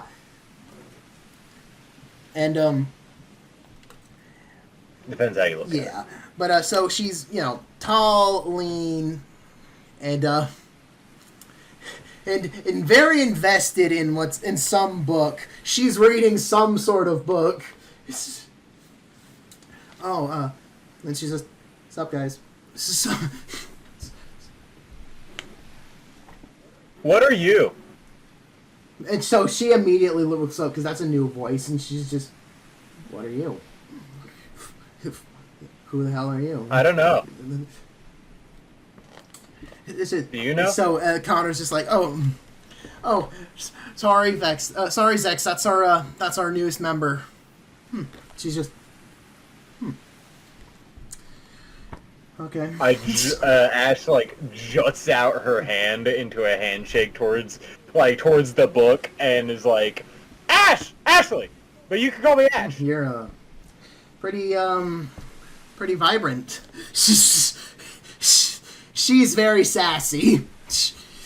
And is still outstretched, like fingers splayed out, like in just a psychotic Yeah, she way. just has her hand out, and Zex is just, yeah, I'm okay. Arm still out. It's all right. Sorry about that. Zex, she's very excited. I can see. Oh no, I can see. Arm lowers slowly. But anyways, what can? Oh no, I can see that. What can I do you for? What can I do you for? He's bleeding. Oh shit. Yeah, she finally sees the big gash on Connor's arm. She's just like, oh shit. As she tries to close the book, as she's trying to close this very professional looking book, out slides a novel. Oh no. She just kind of grabs it with her foot and just kind of slides it under her desk. Anyways. You dropped something. Ash goes to pick it up. the freaking rat. God. So she's just like, it's okay, it's fine. So she tries to grab it from she goes to grab it from Ash's hand, and upon trying to grab it, she grabs it and grabs it and touches her hand. Now that she's actually close to you, Ash, Zex smells you, and immediately as she goes to grab the book from Ash, she smells you. Just kind of like she's so close she can get your exactly. Ash sniffs back and asks, "Is that how you say hello?" No, but I need to freaking. She's just. No, but I need to know what you smell like, so I can. I need to know what you smell like, so I know. So I can remember you. But that's the thing. She goes. Oh, okay. She tries to smell you, and then immediately something happens that causes her ears to go back, and she is now. And now that she smells you, you just. She goes from a very carefree, not very caring look to a scared and concerned face at you with her ears pointing back, and you just hear a Ash steps back, not seeming to really notice anything at all, but goes, "Well, I'll leave him to you." And then, kind of bouncily, walks out the container back the way she came. Yeah. Not a care in the world. Not a care in the world. It's just not concerned. And so Connor was just like, "What was that all about?" Nothing. And Zex is just like, "Nothing. I just didn't like her scent. I didn't like the way. I didn't. Something weird just happened. Anyways, let me look at your arm. You really couldn't have gone today without making me do something, huh? I was so close to clocking out and not having to do anything today. I'm so close yet so far. I'm sorry. She's just like, it's fine. So, while she's trying to fix him up, she's just like, "Oh, by the way, Harrison still owes me $20. Still owes me. What? I feel a disturbance in the ship. Brushing his beard and just, I feel a disturbance in the force. I feel a disturbance in the force. So, you know, that... Does Connor snitch on where Harrison is? Yeah, he's just like... Oh, yeah, he's back over at the, at the company bay unloading scrap. Alright, good to know. She's just, good to know. He owes me $20. I'm gonna get that money. For what exactly you owed her money for was the fact that, as, you know, you have a new technician, the last technician that you had died by a very dumb bet. He died too. Well, the way that many people end up meeting their fate, and that is through, well, effing around and finding out with the company monster, consistently ringing the bell, ding, ding, ding, ding, and so you and Harrison and Zex made a bet. It's just like, if he dies to this, you owe me $20.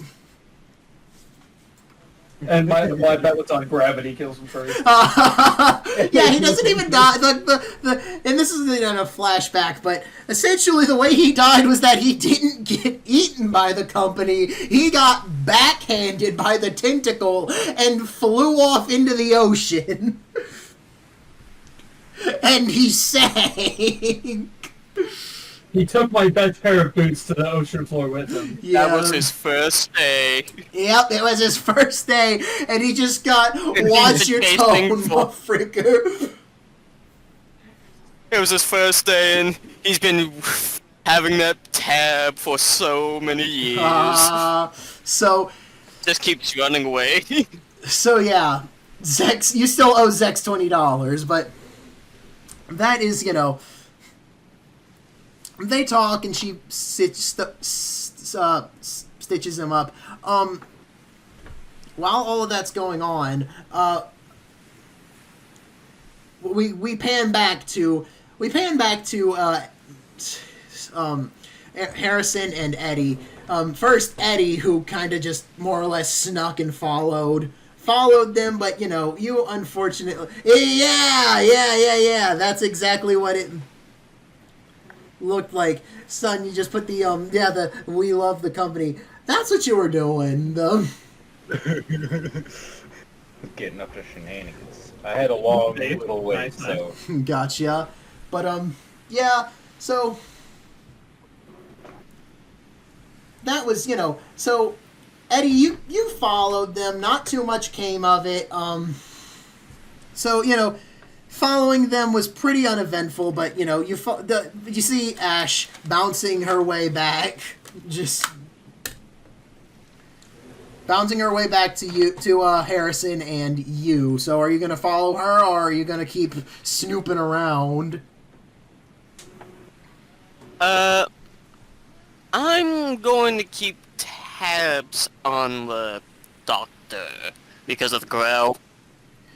Yeah. Okay, well, in that case, we will continue that in a second.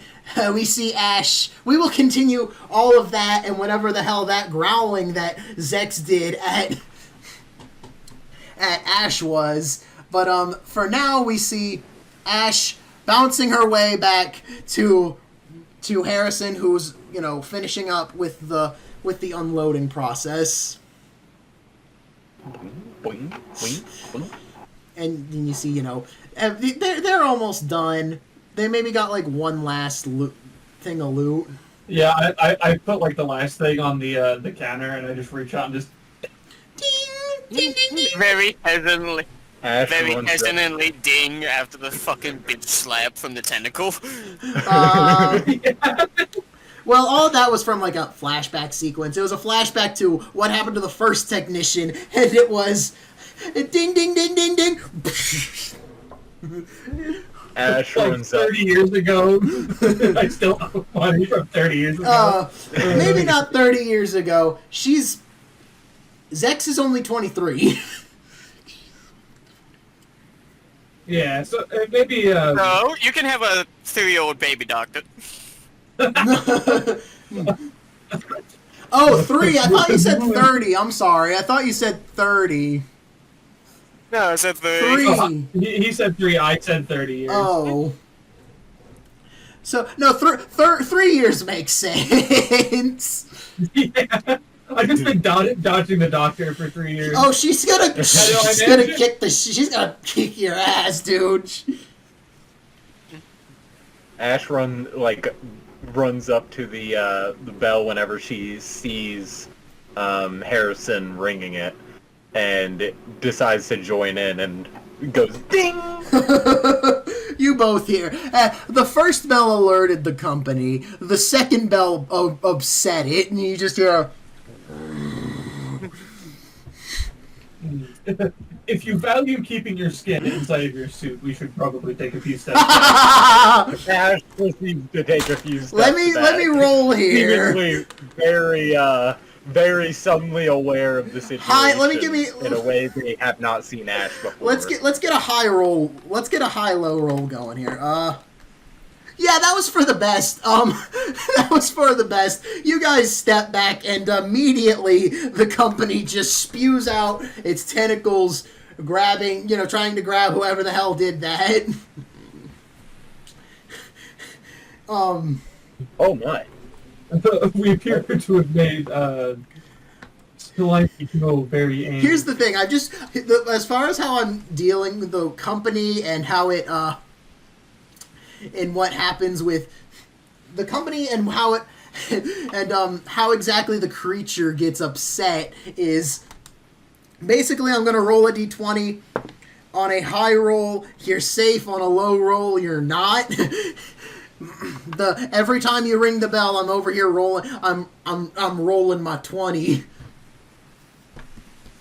Roll a 20. If it has a high number, it's good. Low number, it's bad. And you just happen to get 2 low rolls. So, because basically it's like every time you ring the bell, I roll the 20. But then also, I'd roll it again to see if it wakes up. I'm gonna probably change that later. It decides to see if the monster's on the shitter. If he's on the shitter, he's just super fucking pissed. we just hear from Demon Song. Oh, Get the freak out of my room! I'm playing Minecraft! Oh, Again, it opens up. He's hoping for a midnight snack, just a little yoink. It takes the stuff. Yeah, so he takes the stuff. That was intense. Y'all, you just got this shit scared out of you. Probably just a little upset, a little worried. Harrison's probably not, upset at all. Not super phased. Not super phased. The company creature for real, just.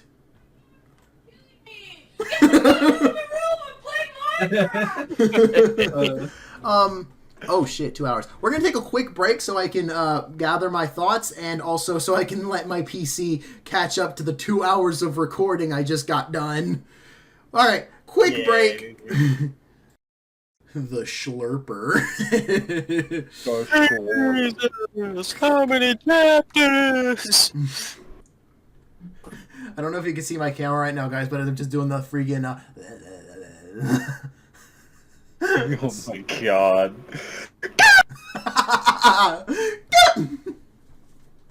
Get out! Alright. After our break, let us now continue. So,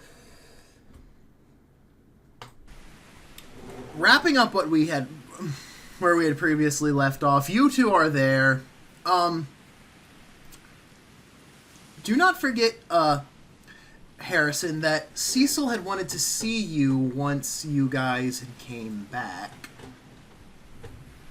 So I had forgotten about that. It's okay. I wanted to remind you, as it's my job as the GM to remind you that you have business to attend to. But this is your last day. This is your, last day. Your 3 days were up, and contrary to what, traditionally happens in Lethal Company, where you're just sent right back in, you do have something of an apartment building that at the end of a workday, the company personnel transport carrier will send you to. You guys actually do get basically you get the weekend off. You get your time to vibe, but it is a Friday.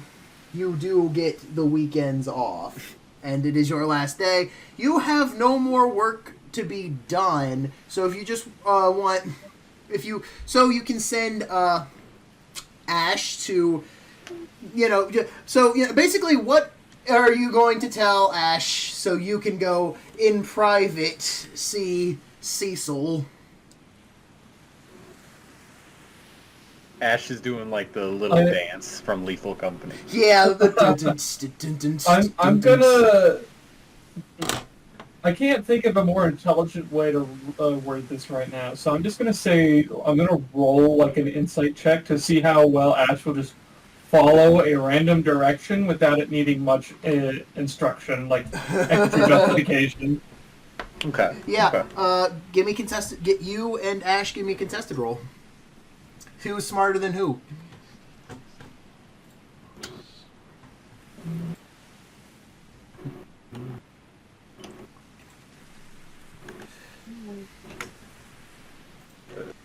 And that is Smasher with... Wait, let me make sure that... Yep, and that's Smasher with a 14. And... Ash, give me your roll.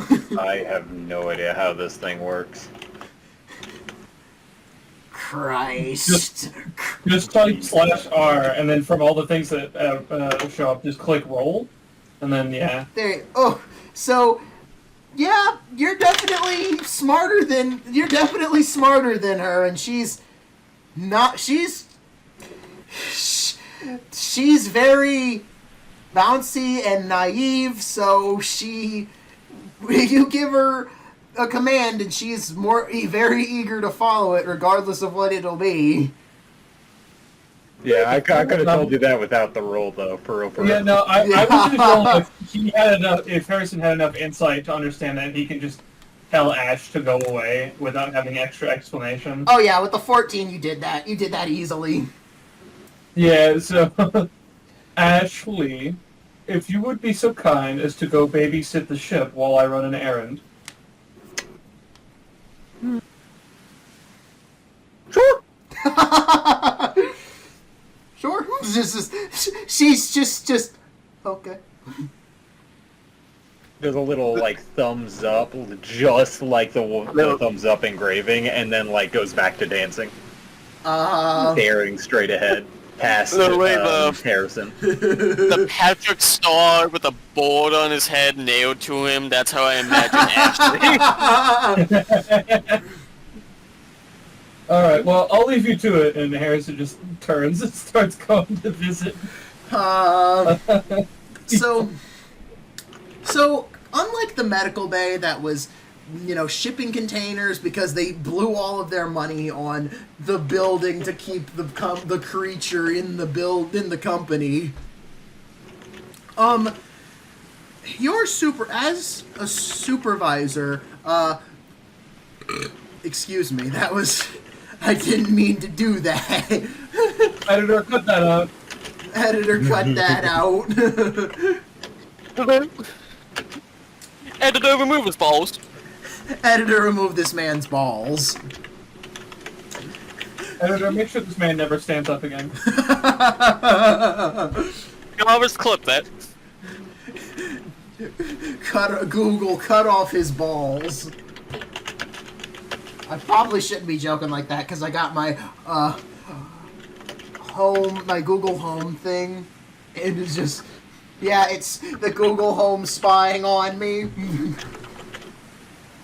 Google. I don't know, Esther. Hey, Google. What's my location?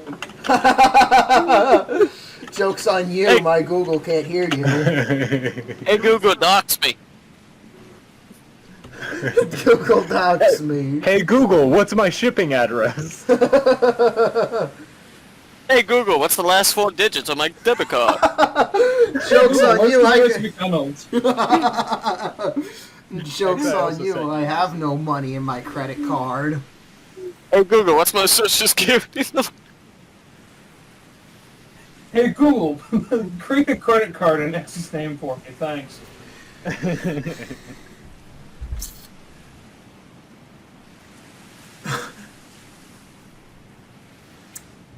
Hold on, I'm reading something. All good, all good. Oh no, John Wick is stuck at Tilted Towers. He needs you to give me your credit card numbers, For the date of expiration, and the 3 digits on the back. Oh no, Queen Elizabeth II is in dire need of funding. He is in dire need of funding. Yes, I'm the Britain's queen. greatest necromancers need your help to resurrect the Queen. Give me the numbers on the front of the credit card, the date of expiration, and the 3 numbers on the back. Okay, shit, that was on camera. Yes, your leg. Yes. Yeah, sorry, I keep forgetting that I have my camera on so you guys can see what I'm doing. Yeah, that's why I turned mine off at fifth time, because I was eating. Yeah, I forget that I have that there. So, anyways, continuing on.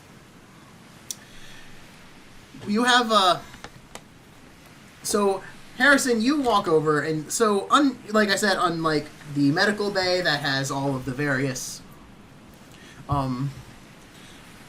basically made out of shipping containers, the, as a supervisor, supervisor, Cecil gets his own office engraved into the side of the company building.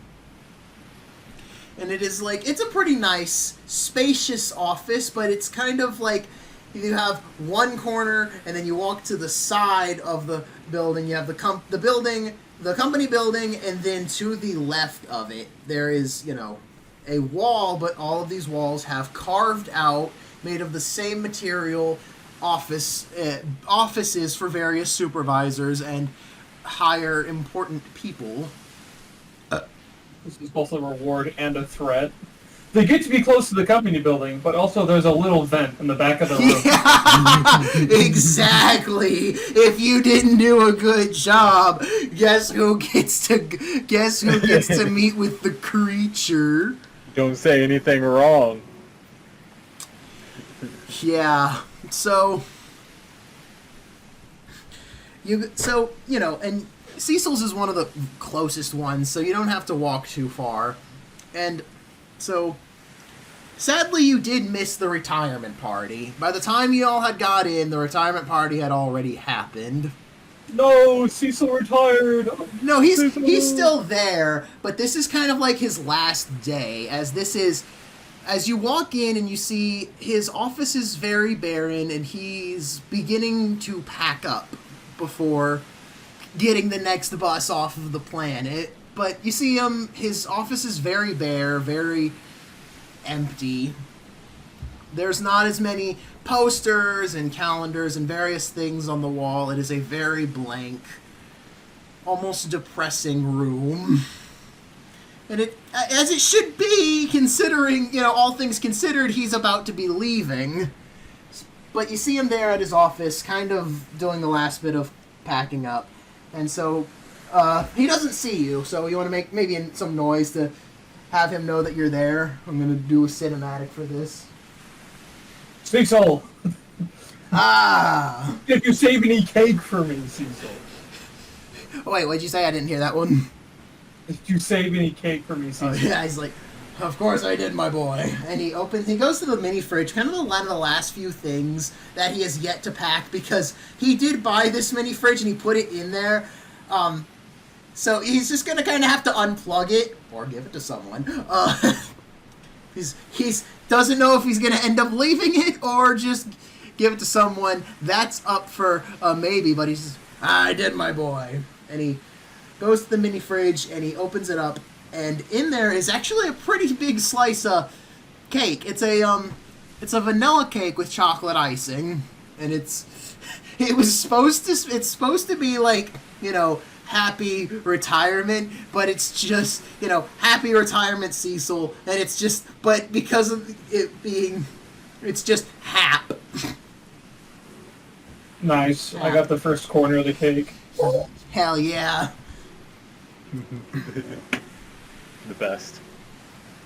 The best. So, Cecil, that mini fridge of yours looks pretty hard to pack.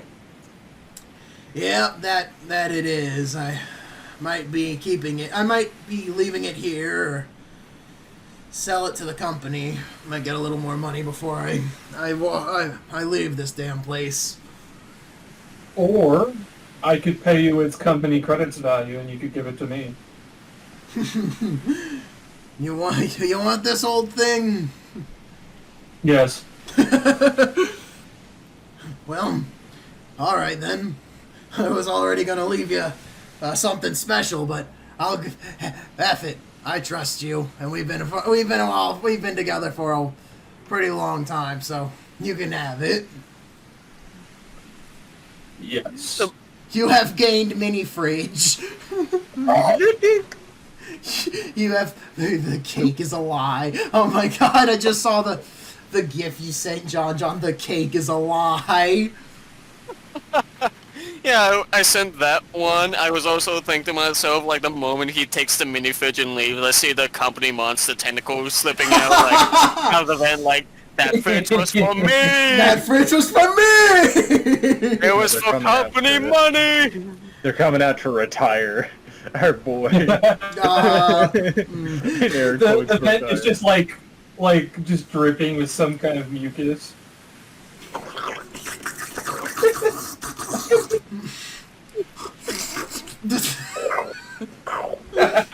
There's a rat in there getting Oh, that was the sounds of digestion.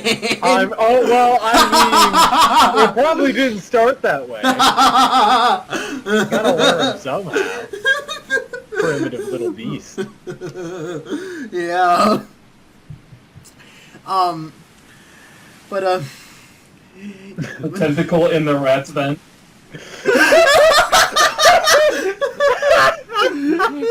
The Undertaker.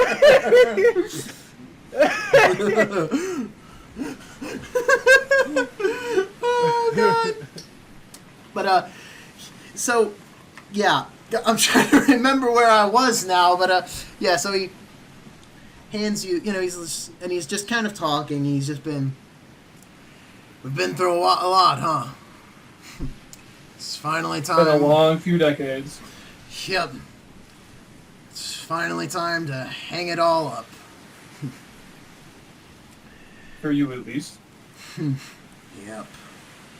And he's going to quickly look around. He essentially, while he's talking with you, he's going to, I keep forgetting that, I'm sorry, my random stimming is happening, but I'm also trying to do a cinematic, but at the same time, I'm just like, let me put my leg on this chair, put leg on chair, oh wait, cinematic.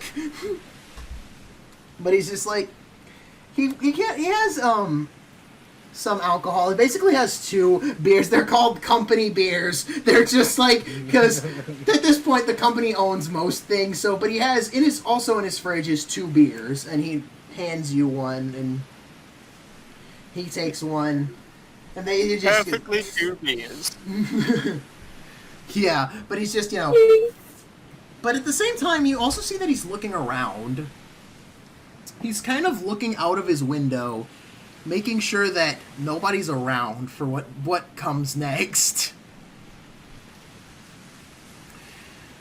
So after, and I'm going to make a quick observing roll. Oh, that's right. I had rolled something secretive. Something secretive that will come later.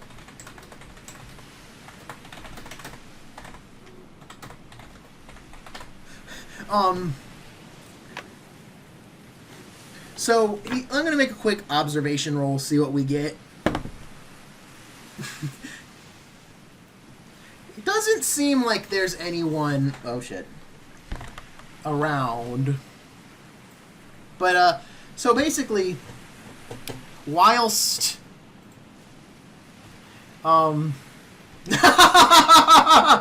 beer chugging. While you are sharing beers and talking, he closes the curtains on his office building and goes to shut his door, and he gets real serious with you. He gets very serious, Harrison. He is like, his expression basically went from happy to, I gotta talk some real shit with you. Harrison, I need you to keep a secret. I can do that for you, Cecil. Just because I'm retiring doesn't mean I'm going to be safe. I need you to do me a favor. In my safe underneath my desk, I have some files that I need you to burn. Don't look at them, don't read them. I need you to burn them. Absolutely. I'm going to be honest with you. I'm in too deep. I have uncovered something I should have never read, and the company knows it. And by the time I leave, I will be killed. By the time I leave on the company transport, I will be killed. For what I know. I don't want you to get involved. I don't want you to find out what I've found out. So, I need you to do me a favor and destroy those files. Alright, Harrison. Not Harrison. Cecil. I'll do what you ask. Thank you, my boy. You can also have anything else that I keep in that safe. There's a lot of, as we would call, illegal contraband. You can have it or you can sell it, but knowing you'll probably want something in there. And he hands you his safe keys and the combination.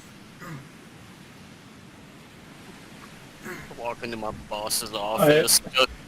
Go ahead. Tells me to wipe his fucking browser history. In return, he gives me a gun. He just hands him keys, not a gun. You've been a very loyal employee to this company. Here's the password to my desktop. Clear my browser history. I will be dead before I get home tonight. Harrison, I've known you for years. Please delete my browser history. The company will kill me for what I have found. Alright, Cecil. If you ask it of me, it shall be done. As a last favor to you. Thank you, my boy. For now... And he looks to the clock that sees it's almost closing time. He says, for now, I just want you to sit with me as our final moments tick by. Cheers. And they do the cheers and they sip on some company light. It's just cool, like Coors Light, but it's company light. It's got a label plastered over the label. Yeah. Coors Light, company light.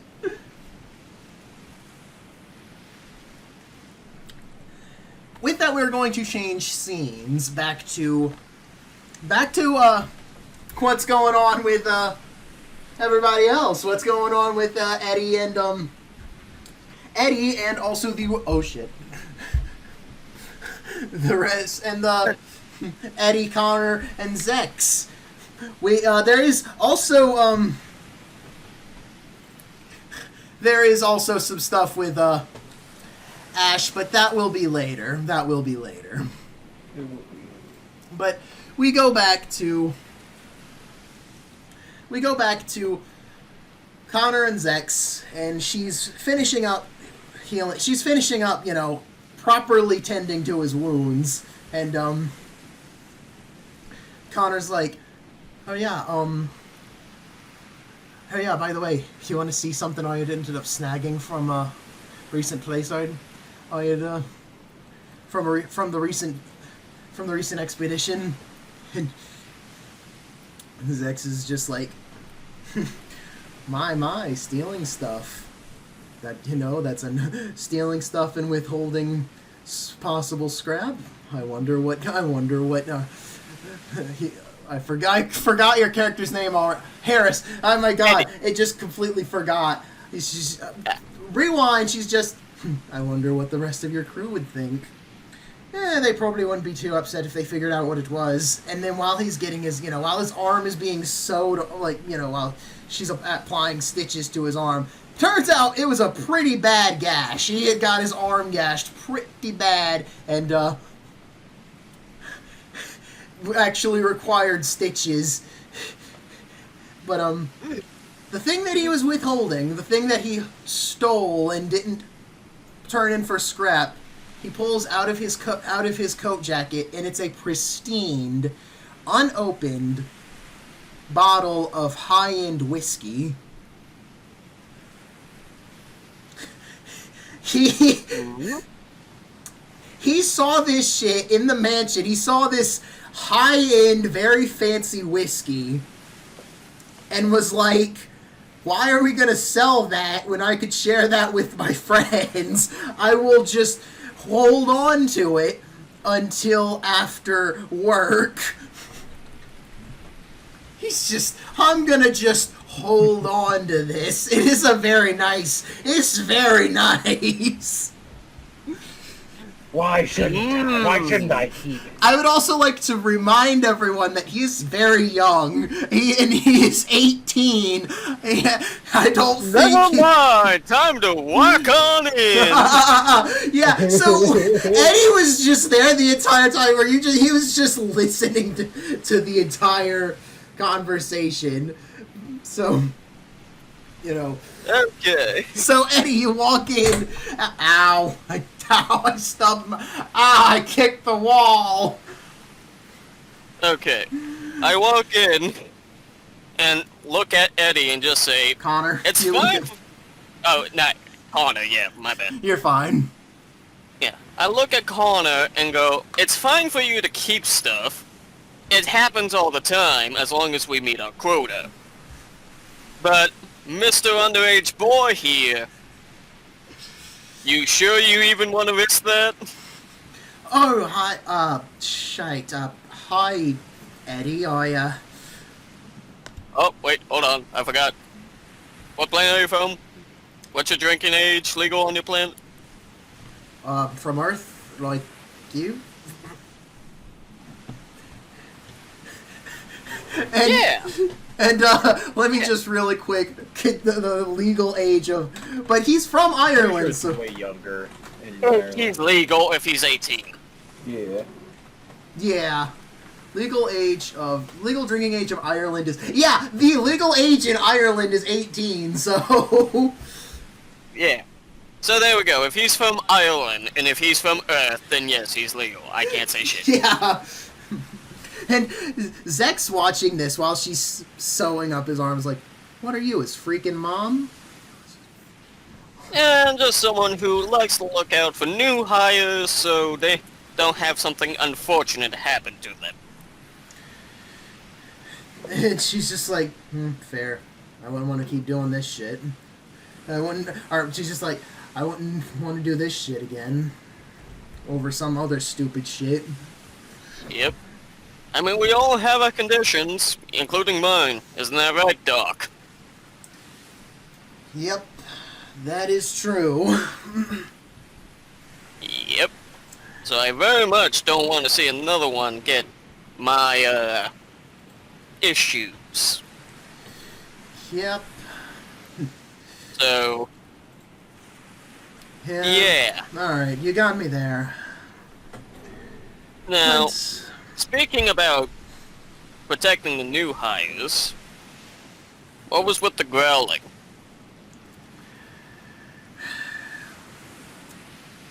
It's... I'd rather not talk about it, and she just kind of... Because she's kind of keeping her... She doesn't want to say too much. She's just... I understand the company has its secrets, and I cannot know all of them. But can you at least tell me, will it be a threat?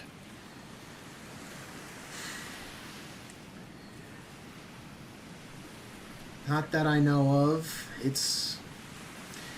And you can... Would you like to roll for her... Persuasion? More or less her face? I'm actually going to do a charisma check. You can all... Language. Oof. Insight. Yeah, so if you want to roll for insight... So she's kind of... Like, so yeah, if you want to roll for insight after she says that, like, not... Fucking 10s. What was it? 10. Ooh, I got a 2. Oh, she has no poker face. She does not have a poker face, bro. You can see her ears are back, and she's kind of like, although it is more like, more like fox eyes, you can see that she's kind of darting around, more or less avoiding the question. And she's just like, eventually she's just gonna break under the pressure, dog. She's just kind of, I don't know. I honestly don't know. Can you at least give me something to prepare if it is a threat? She doesn't smell normal, and it scares me. Understood. Well, and then Connor kind of pitches in. He's like, well, I mean, but to be honest here, how many female from Earth employees do we honestly get here? You might be just more or less new to the fact that the scent of a female male, my god. It's the scent of a woman. It's the smell of a woman. She smells the woman pheromones, and she's intimidated. God. I mean that's kind of what's going on. She's just... Makes sense to me. Yeah. Yeah. They are a dime a dozen here, and I'm hardly ever working with people. And I'm hardly ever working with people, so maybe I'm just overreacting. Anyways, No. you're all patched up. You feeling good now, Connor? Yeah, I'm feeling better. She, with a little bit of medicine, some stitches. You're always a miracle worker, Zex. And that immediately, like, she just like it's hard to tell what blushing looks like on a fox person, but you could tell that made her a little nervous. That's just... Oh, well, it's nothing. Anyway, shut up. She's... Well, Connor, I guess we better go back on the ship before the fox thinks of something to say. Yeah. Hey, but before y'all leave, she's like, "Hey guys, listen. I know y'all missed Cecil's graduation My God, guys, I'm not doing so well right now, gang. I'm tweaking for freaking real. You're doing great. You're doing great. In fact, You're I doing can great. tell that You're you're doing doing great. better, actually. You're settling. You're doing good stuff. Yeah, Thanks, guys. You're warming up. You're warming up. Yeah, Thanks, you're guys. warming up. So yeah, she's just like, I know you missed Cecil's retirement party, but if y'all want, y'all can we can do well. If y'all want, with that big bottle of whiskey of yours, we can do a little after party at my apartment. I could order some pizza and something. Connor likes this idea, but he's like, I would be on board if everybody else is. I'll bring it up to the crew, but I probably won't be doing any drinking. and Zax is just, oh, come on, it's the weekend. What? And she's a little bit of a she can sometimes be a bad influence, and that's kind of why y'all. And I'd imagine that's kind of why you're like, hey, watch Connor with Zex. She's sometimes a bad influence. I go up to Zex and whisper in her ear, saying, "Did you forget my condition regarding liquids?" Oh yeah, that's right. She just kind of. All right. Okay. But still, we'll have pizza and music. Just something to let y'all think I'll be down on. for that. I got mean dance moves. We'll definitely bring it up with the captain, and we'll let you know what he says. And she's just like, sweet. Anyways, she pulls the book back up, trying to hide the other novel in the book. Jesus Christ. Goes back. She's a woman of focus. Back to her yaoi. Oh, no. Enjoy the read, dog. She's just. Like, Connor, what do you say we go see what the new hire's doing on the ship? He's like, all right. I suppose so. I gotta think. Oh, what the hell did you send in the chat, Smasher? Gotta feel the passion and the love. My God. I know exactly where that's from. Damn. I know exactly what game that's from. That's from It Takes Two. Damn. I've never played that. But you know what you get? I haven't even played it, but I know of that fucking book. Oh, goddamn Adam.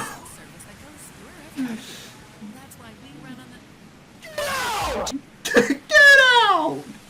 Is that in regards to what when I said before the fox says or something, as a reference to what does the fox say? Yeah. Oh my God. Get out! Yeah, You need to I knew leave! fully intentional what I was doing there. I was expecting someone to groan. I didn't even connect those dots. God, that's great. But, hold on, I need to ask something. And I saw like the Harrison, please delete my browser history. Harrison, I know you since childhood, Harrison. I got a very important question. So, you know, we Connor and Eddie head back to the ship, and they head back to the ship and they just see Ash there, just staring at the terminal blankly, just staring off into space.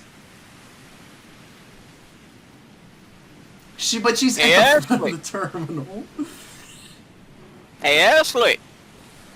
She doesn't react. Ashley. Doesn't react.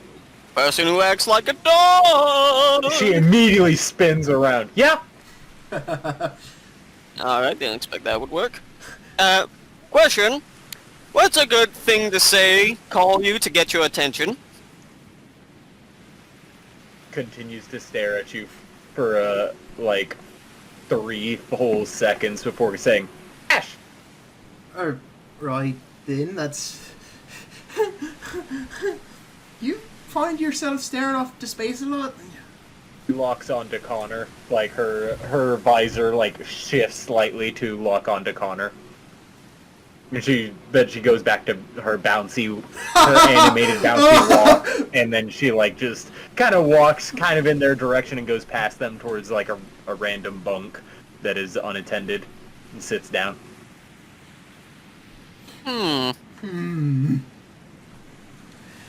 Ah. Well,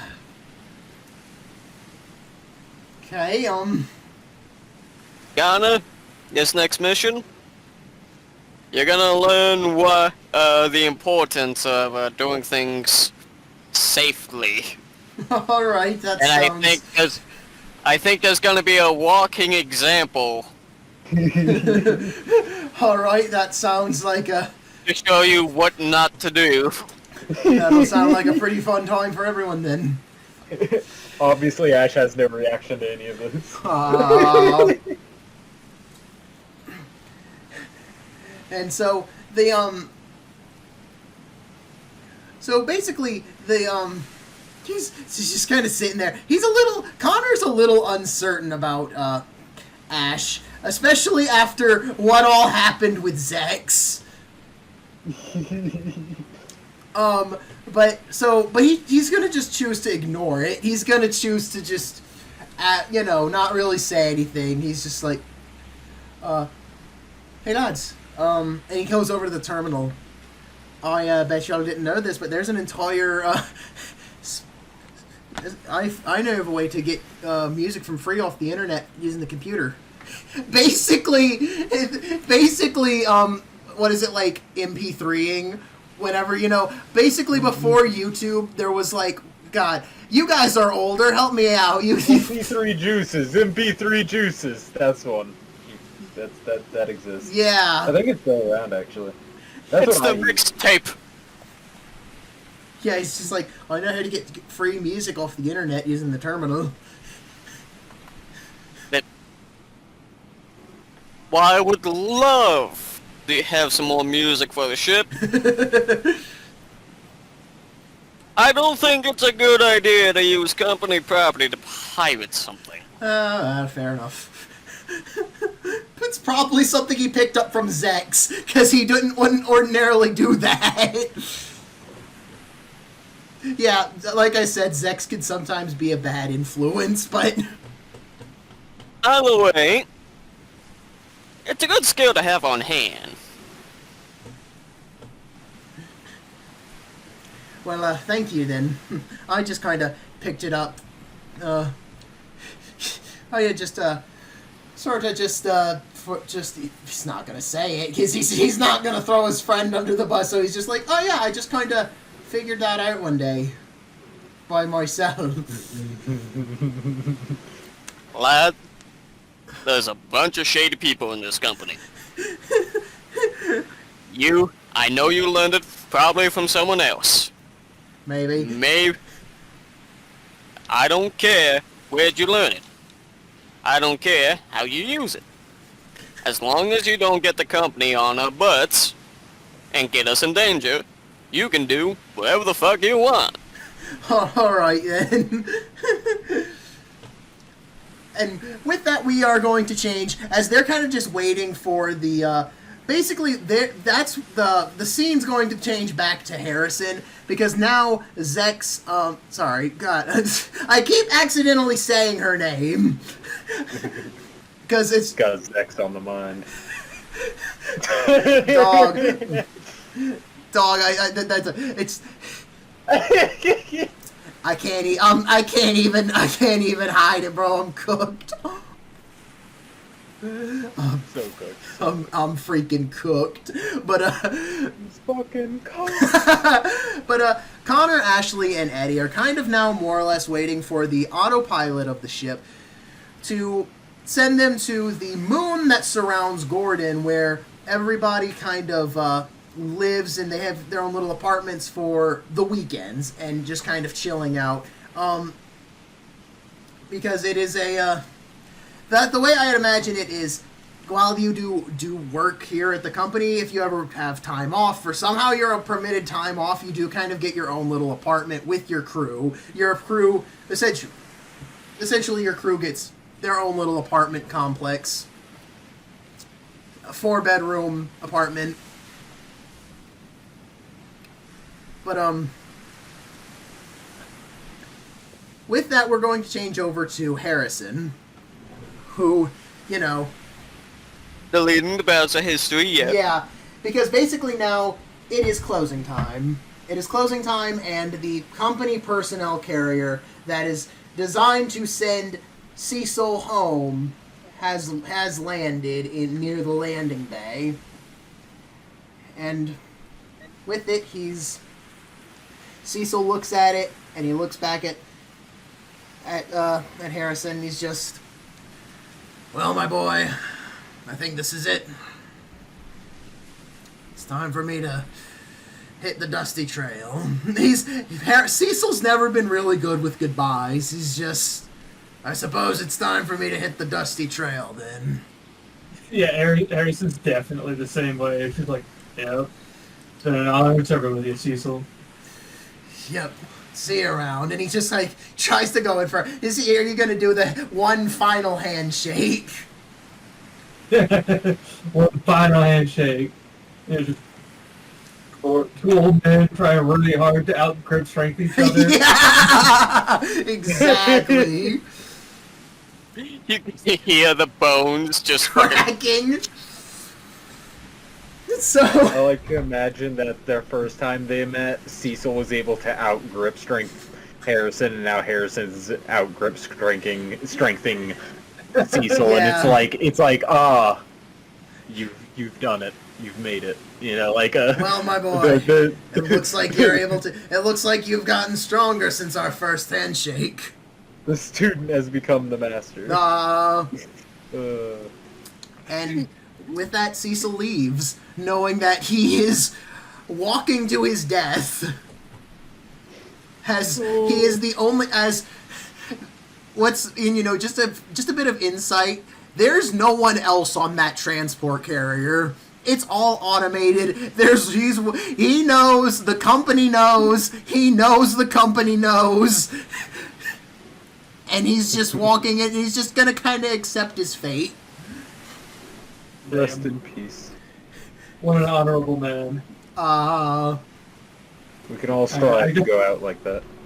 I guess I'm gonna go back into his office and get the mini fridge and the safe. Yeah, so... And walk with them under both arms. And I'm gonna get back to the ship and come into, like, the main door, like, radiating, like, your father's home from grocery shopping. And he's angry. He's back and he's angry. Yeah, so you bring the mini fridge back to the ship. It's gonna be the burning thing. The contents of the safe is gonna be the hard thing. So, Yeah, he doesn't exactly intend to burn them. He's gonna dispose of them somehow, but it's not gonna be burning. Perfect. He's gonna eat the paper. I eat the paper. So, yeah, you walk back into his office, seeing a mini fridge, and now you have the... So, yeah, you walk back into his office, you see the mini fridge to the side of you, and then you see his desk in front of you. What would you like to do first? I'm gonna get that mini fridge, and I'm gonna get that safe, and I'm gonna grab the key that he gave me. Cecil gave me. Yeah. And then I'm gonna leave. Nice. You're gonna leave. Oh, nice. You want to give me a strength roll for trying to carry a mini fridge onto the ship? I imagine you're carrying them one at a time, right? Yeah. So yeah, give me a strength roll for the mini fridge, and then you'll need to give me a strength roll for the freaking safe.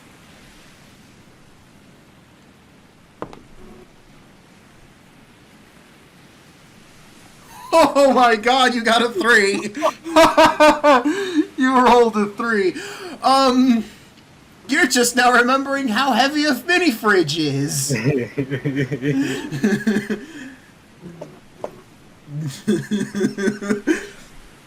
Jesus, it's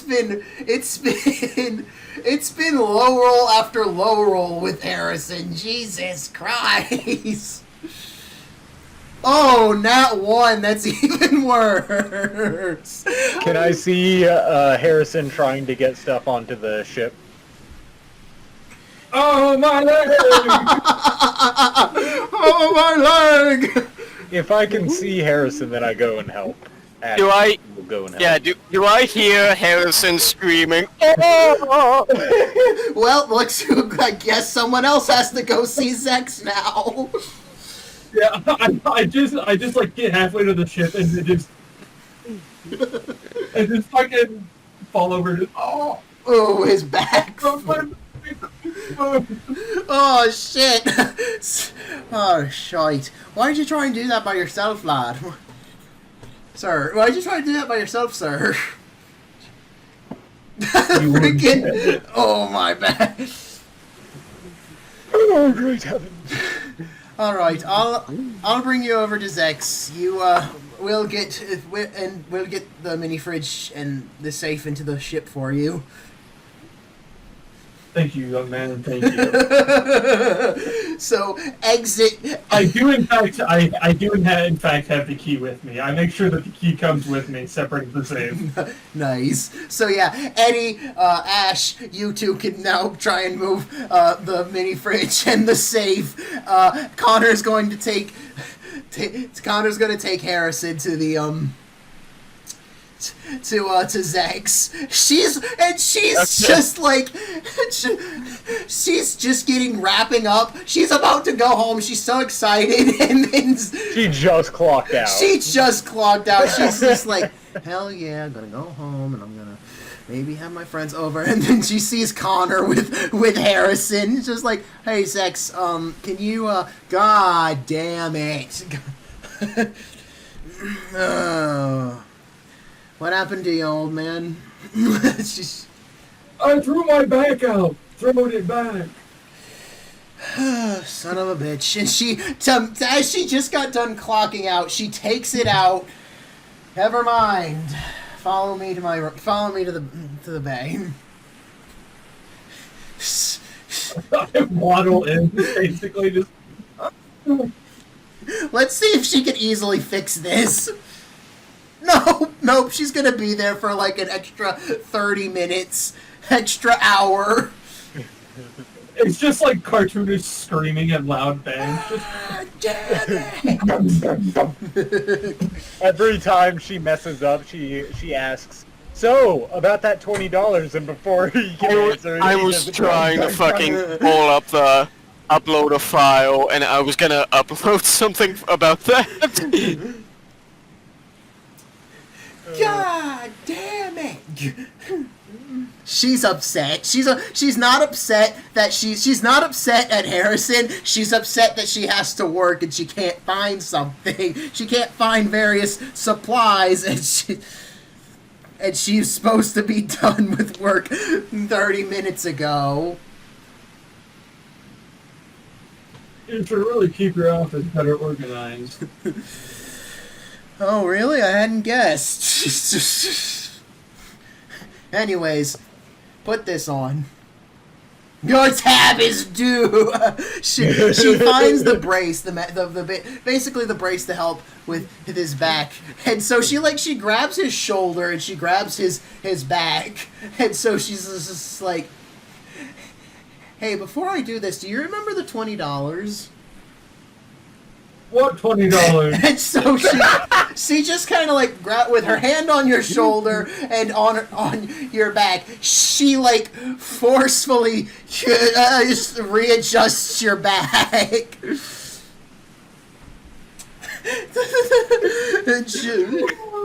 Wrong answer. Now, put this brace on. Wrong answer. Forces back in upright position. Now put this brace on. Oh, thanks. Thanks, dog. Yeah, no problem.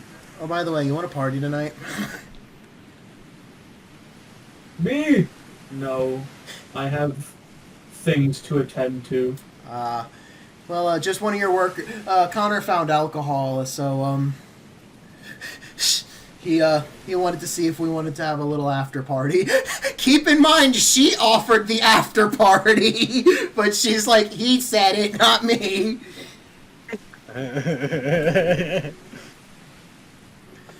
It's this really, like, leaning in old man stare, just, before he gets, like, the raised eyebrows, like the, oh, let me see what you're about. Yeah, go ahead. Cool, thank you. Enjoy your date, and you just leave. No, it's not. I mean, there was going to be other She tries to act tough, but she's not all that good at it. But so yeah, he has a brace on. He's good.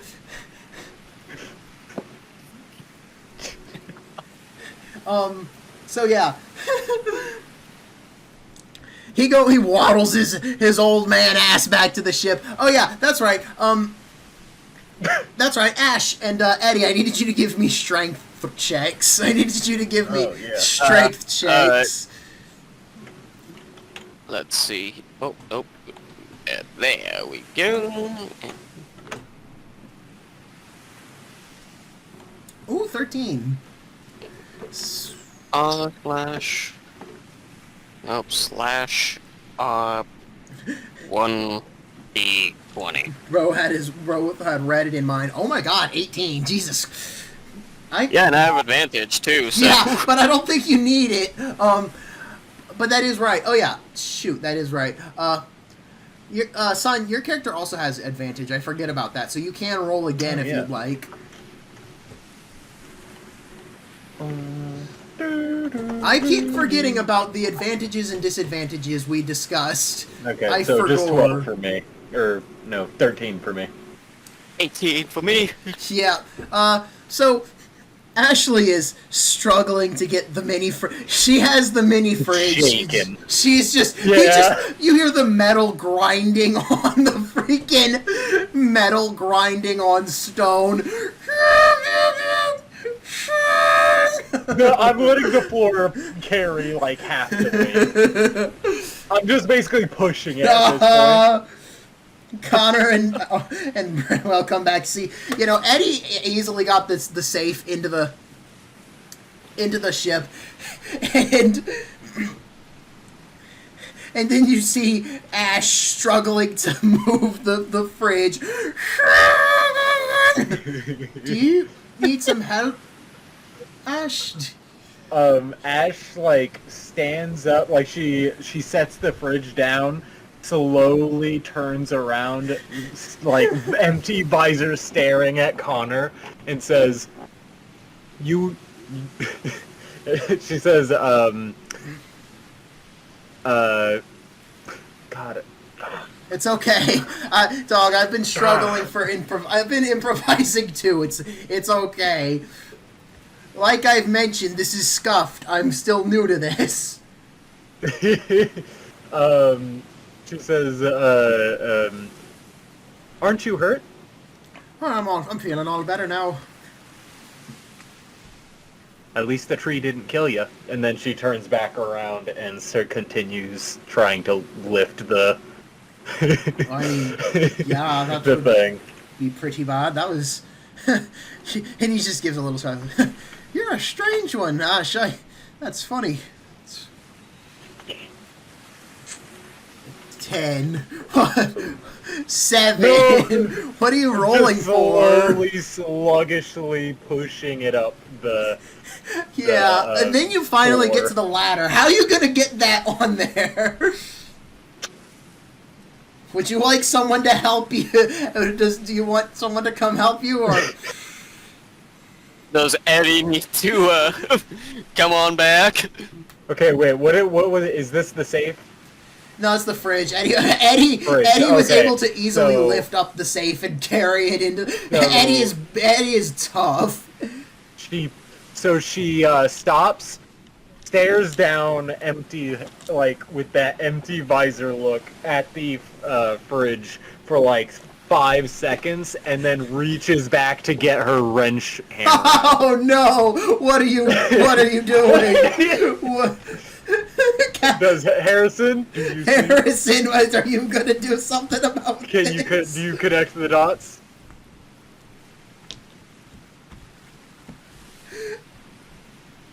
Smash. Are you about to Okay, anyways. disassemble the whole thing and reassemble it?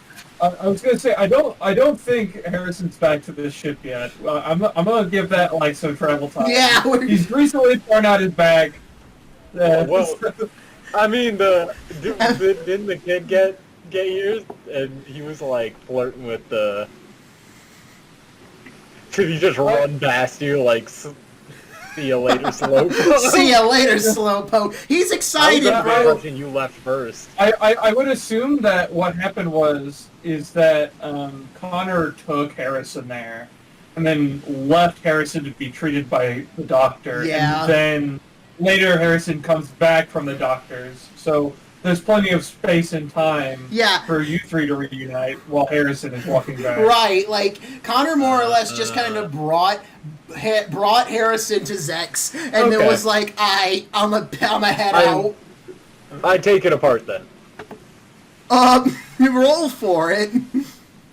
Alright, and I'm just gonna roll with advantage on this because I'm a technician, so I feel like that goes without saying. You get advantage, yeah. 12? Okay.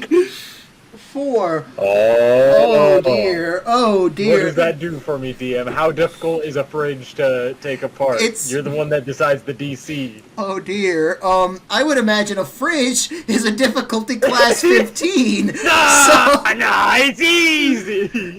Without the manual. Well, okay, so what's the state of the fridge after I have disassembled it? What are we looking at now?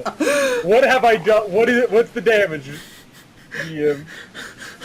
You don't disassemble it very well. You just My goal is to get it into lighter pieces. you get it into a piece. The screw you unscrew one screw, and that screw is now lost.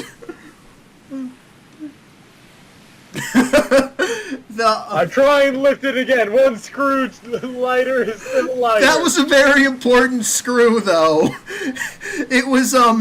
It was kind of one of the main screws holding that everything in. So you unscrewed this, and like you go to lift it, and just things start falling out of the bottom. You have the cooling element falls out. It starts leaking oil.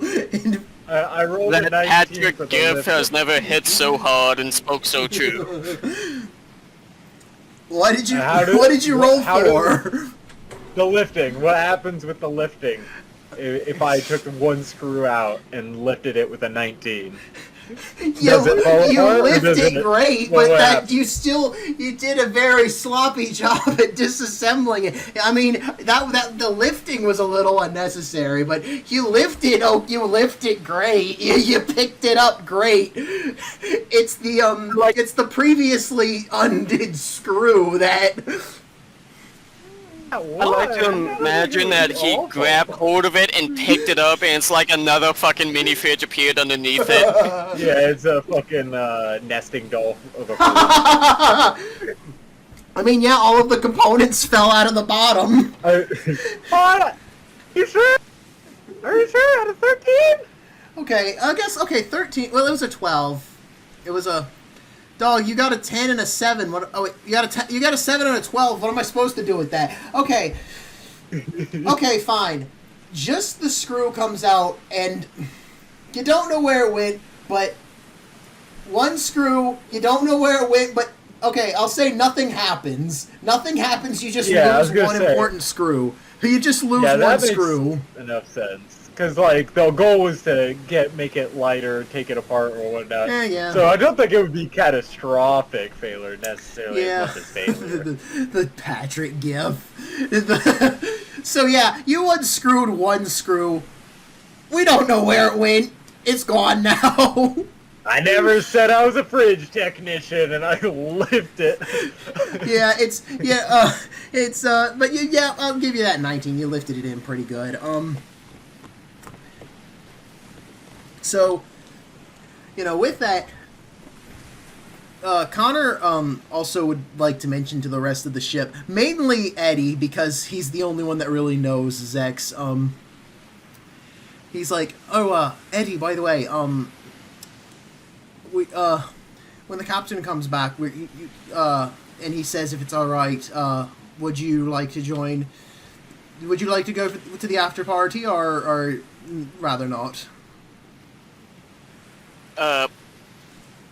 Give me 1 second. No worries. Yes. The weekend. Cause, forgive me if I'm wrong, but, did that sounded different? I could have sworn, that little mini fridge sounded different. Yeah, so now it's just like... Now you just hear the fridge, just every now and then, it'll bang against the wall, because the screw you undid was the freaking stabilizer, so now it's just bang, bang, bang. But, yeah, Connor's like, oh, God, it does sound different, yeah, that's alarming. Ash is just staring, like, empty at Connor.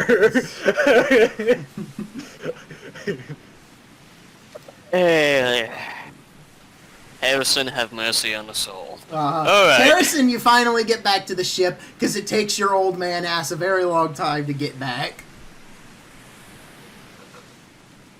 Stone moving noise as Ash turns their head to look.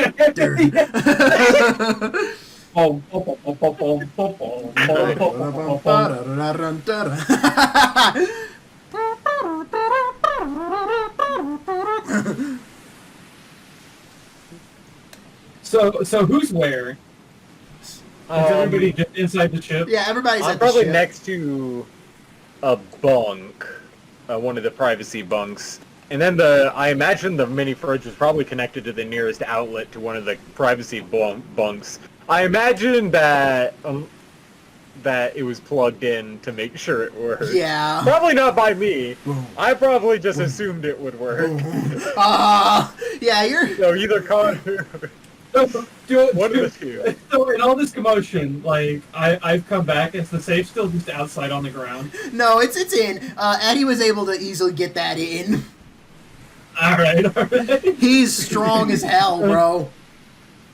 Eddie's a rip. I like to imagine he eventually finds out during, like, the fucking party, and he just fucking does this. The slow head turn. Basically, he comes in into the ship with the mini fridge plugged in and making kind of a very unfamiliar noise to what it was doing earlier, and you have no idea exactly why. Good. I gotta use the bathroom. Oh yeah, go ahead, Jonjon. Yeah, I gotta use the bathroom and I gotta go check on my dad. Oh yeah, no worries. Give me a moment. Alright. Break time. Now. Probably picked up my now, but it's okay. So... I got a bit. So, yeah. Harrison, what's your thoughts as you're, entering the ship now that you've made it? Well, at first, I'm mostly focused on finding out where they put the save. So like I turn to the nearest visible person, and I've got like my hand up to like start gesturing as I speak, and then I just hear clunk. I'm like, Dunk. Dunk. stone turret. Totally turn, going to the mini fridge. Like, what happened to my mini fridge? I didn't touch it. But it's starting to make weird noises now. I was taking care of your save. Everyone turns to Ash. Oh, that leaves the pink one. Ash is just doing the Lethal Company dance.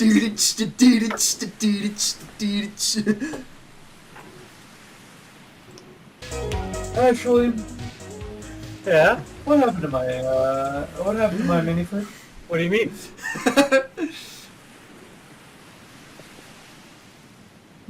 Actually, ain't no run no good no more. That's what I mean. Oh! It didn't sound like that before? I just thought you picked it up No, out of a actually. dumpster or something. I figured it sounded about right.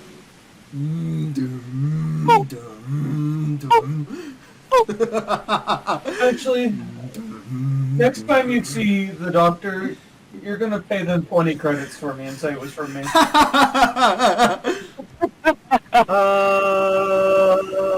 Okay.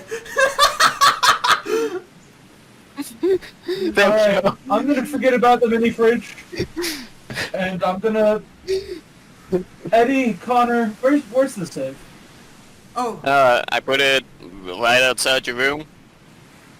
it's near the beds. Thank you. It's kind of, you know how there'd be like the filing cabinet right next to the beds? Yeah, they moved that over so they could wedge the safe in between the filing cabinet and the bunk beds.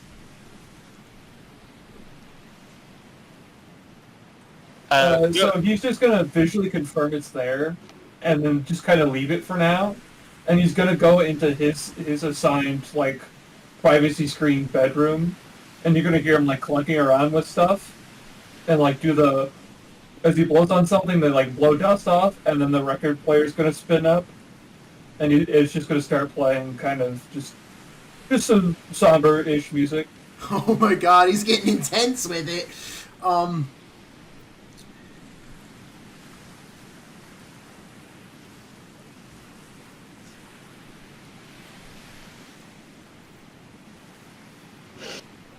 Oh, right. I almost forgot. The doctor, yeah, go have fun. Party it up. I don't really care. Alright, well, thanks, Captain.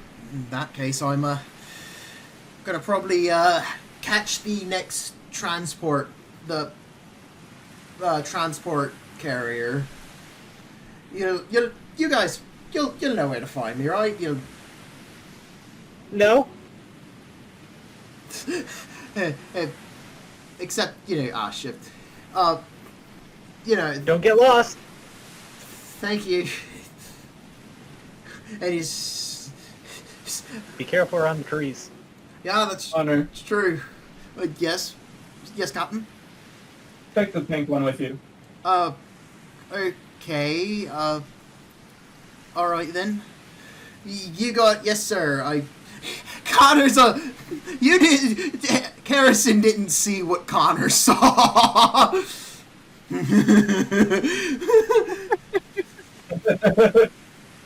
But, Eddie, are you joining us, or, Well, that depends. Harrison, are you gonna throw your back out again? No, I think I'll spend my night drinking. I'll be very stationary for that. Well, I mean, we're going Yep. We're going to drink at Zex's place if you just want to join us. Alone. Alone. Oh, all right. He is not unaffected by the death of I like to imagine when he says alone, it's like big, echoey, fucking alone. the SpongeBob. Alone. Oh, what's this magic conch? Alone. All hail the magic conch. Conch. Oh, hail the magic conch. So God. yeah, they all head out. I might do something with that party bit, but yeah, everybody leaves to go to Zex's Ash apartment. does not go anywhere. Ash just stands there. Ash was never recognized by name. Oh yeah. So As they're leaving, I'll notice that Ashley's not following. Ashley. Follow Connor anywhere he goes. Ashley stops dancing in place, slowly turns their empty visor to look at Harrison. Why? Because I asked you too nicely. No, which I have notes to take. And then she sits down in the privacy bunk and whoosh, the privacy bunk, and you hear furious. she's just messing on Oh, the no. terminal. Take it. What are you gonna do about that, Captain? No, I'm in No. my privacy. Yeah, bunk. she. Oh. Yeah, Ashley's in her privacy bunk. I'm not gonna do anything with it. It's just kind of a. Okay. Okay. And I just went with it. Yeah, I'm just like I can be heard jotting notes furiously. It's just furiously writes down. Probably for the best, because Zex's reaction would not have been a good one. Honestly, what I had planned was like, oh, cool, so you guys decided to join me, and, you know, that's... Yeah.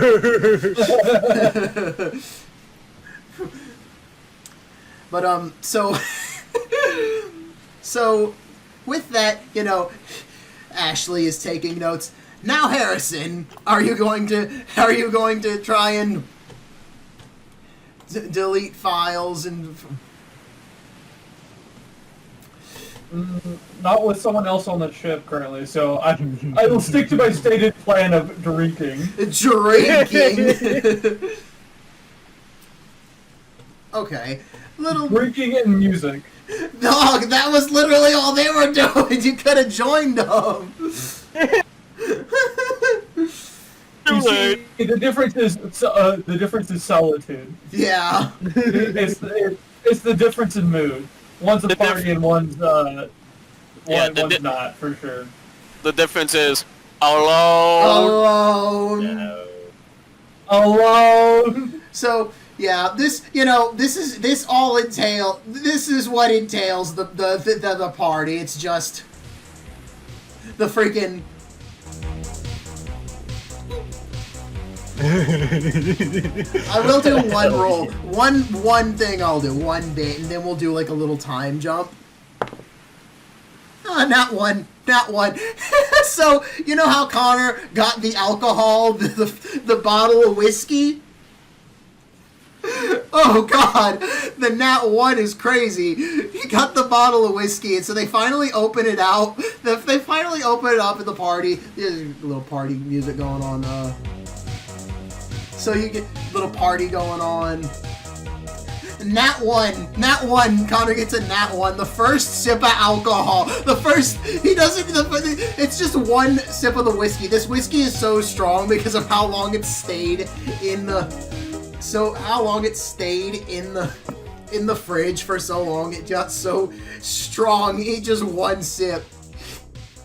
Bang, bang.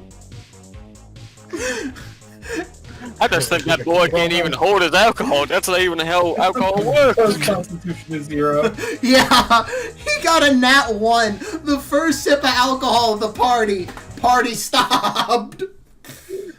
He didn't even drink it. He smelled it and knocked out. Yeah, he smelled it. Just.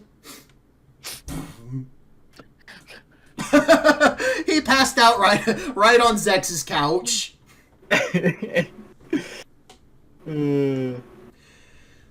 but now a time skip. Because there's like the destroying notes thing is important. So it is now late night. The pass out meme, just the it is now late night. Oh, you know what?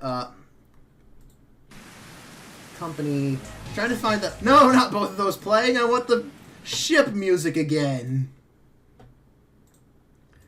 But it is now the dead of night, and everybody crashed at Zex's place, except, but Ashley, who is still at the ship, is now asleep, and it is now the dead of night. I'm trying to find the... Harrison, would you like to begin the process knowing that you are now alone? Pseudo alone. The pink one is here. The pink one. Well, she's asleep right now, so if you're quiet... If you're really quiet, she won't know. Well, that's the thing, is, so,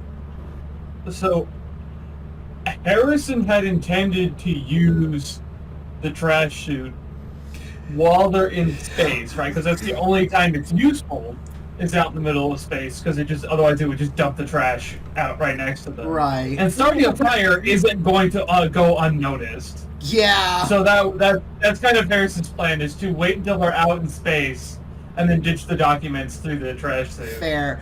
Do you want to at least look at what's in the do you want to at least look at what's in the safe before you throw it?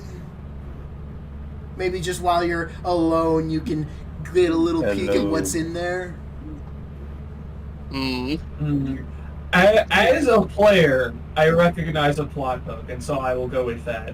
But I will have it noted, Harrison, under no circumstances, if I were playing Harrison as Harrison, under no circumstances would he actually read anything in there. It's not reading. It's not. There's nothing. No, it's not reading. It's more because remember, everything is in a file. It's in a safe yellow envelope. It's more or less just his curiosity getting the best of him. Like, well, what's in the rest of this safe? Yeah. I'm viewing this as once he reads it, he knows Cthulhu style. It's not. There's nothing to read yet. Nothing to read yet. I'll imply the yet, but. He gets to read the entirety of the browser history. Maybe we'll have to see. This is entirely depends on, but he will go ahead and open the safe and look through it, but he won't open the files. The files, yeah. So there's just so you have your classified files, but the first thing that catches your eye, upon opening the safe, the first thing that catches your eye is a gun. There is in fact a gun in the safe. It is a .45 caliber revolver with a speed loader in it. Damn. Damn. This is why I was like, hey, don't throw the entire safe out of the window. Don't throw the entire safe out the chute. There's a gun in there. Wait, my joke about there being a gun for, here's my browser history, delete it, you'll get a gun in return, was actually on spot. Yeah. So, what do you want to do with the gun? You want to keep it, or you want to just smash it? This is just freaking Jonjon rage.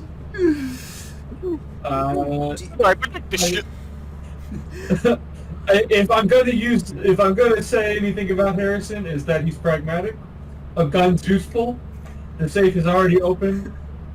He's gonna take that and make it disappear, Harrison style. Wait, you're just making the gun disappear?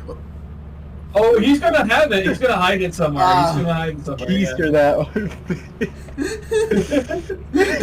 What? He puts it where?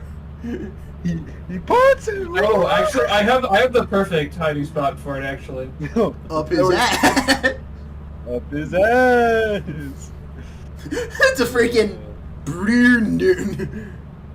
We're going prison style.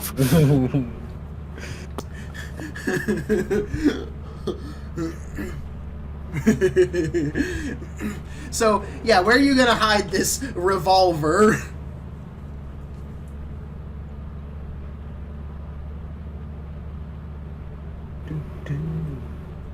Did it pick my mic up or did it not? Oh no, we heard you. I think he's sending you a message. Oh, that he did. For secret reasons. I'm just psychic like that. Psychic. No, don't call me a god. I'm not that. Oh, you guys are too sweet. Nobody said that. Shut up! Shut up!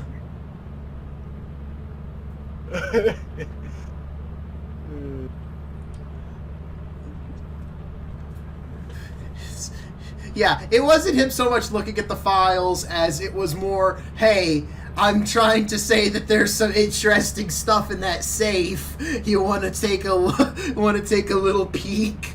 You have a safe now. Let's see what's inside the safe, not the files. Sometimes those plot hooks are very difficult to deliver. I can relate. Ah, okay. Okay, Smasher has told me in secret where he's hiding his newly gained gun. You're about to tell us, right? No. No. You can go F yourself. Hey, you guys have skeletons in the closet too, so we can all get real friendly and throw secrets out the window. Oh, well, now that we're talking about our secret, I mean, we don't have to do that. All right, then. I prefer to stay alive, thank you. Me as well. Yeah. Harrison only has one secret for now. The gun. Probably for the best that Harrison has a gun. Yeah. He's the... I honestly say. He is the most mentally stable out of everyone. Least likely to attack. Least likely to... Unless you look like a loot bug. Bang! I hate buggers! Which is funny because there is, in fact, a loot bug race I'm making, so he may be just a little space racist. He's gonna shoot the first loot bug person he sees. And then we're gonna have some like moral dilemmas on our hand. It's gonna get really deep. It's not even gonna be like an in the moment PTSD thing. He's just gonna walk in, see a room full of like loot bug people playing cards. He's gonna walk back out, and like 5 minutes later, he's gonna come back in with the shovel. Walks in with the shovel. Walks in with the walk. Yeah, he has a 45 revolver now. The revolver, yeah. Unfortunately, the universe doesn't need your kind. Bang! You just hear the big iron music. Walks. So, after hiding the gun, Harrison reshuts the safe and goes back to drinking and enjoying classical music. Very nice. I think I could pull up the Lethal Company classical music, the music from the car radio. The record player. Yeah. The record player. Yeah. Yes. All my homies like that record player.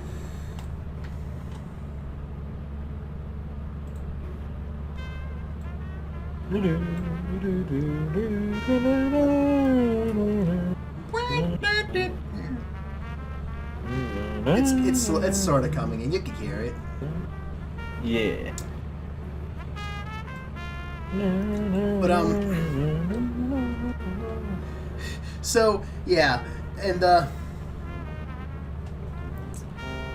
well, now we're at an impasse. I don't know if we should call it here or if we should continue. It is a pretty decent stopping point. Right. We've been doing this for about 4 hours. It's been longer than that. We started at 7, didn't we? So it's been 5. Yeah. With 5 with breaks. Yeah, 5 with breaks, yeah. So, yeah. With that, the scene fades to black. And that is where we'll end it. For now. Okay. Bum, bum, bum. But that is more or less the opening. So that's the as the music. Youngins say. The music is like the credits with Eddie and Connor crashing at Zex's place, and then them having their newest member. That is where. That is where we ended, but as the screen fades to black. But you guys actually get one last little cinematic. Oh? Yeah. By me, and it's just one last thing we're gonna close on. You have... So... Don't give the Goku drip stand. So, I'm gonna move my camera up just so you guys can see what's more or less going on. So basically, in Cecil's old office, it is empty and barren. You see three guys walk in with hold on. I forgot the name of them. Hold on. I forgot the name of the gun. The shotgun, the zap gun, Tommy gun. MP3.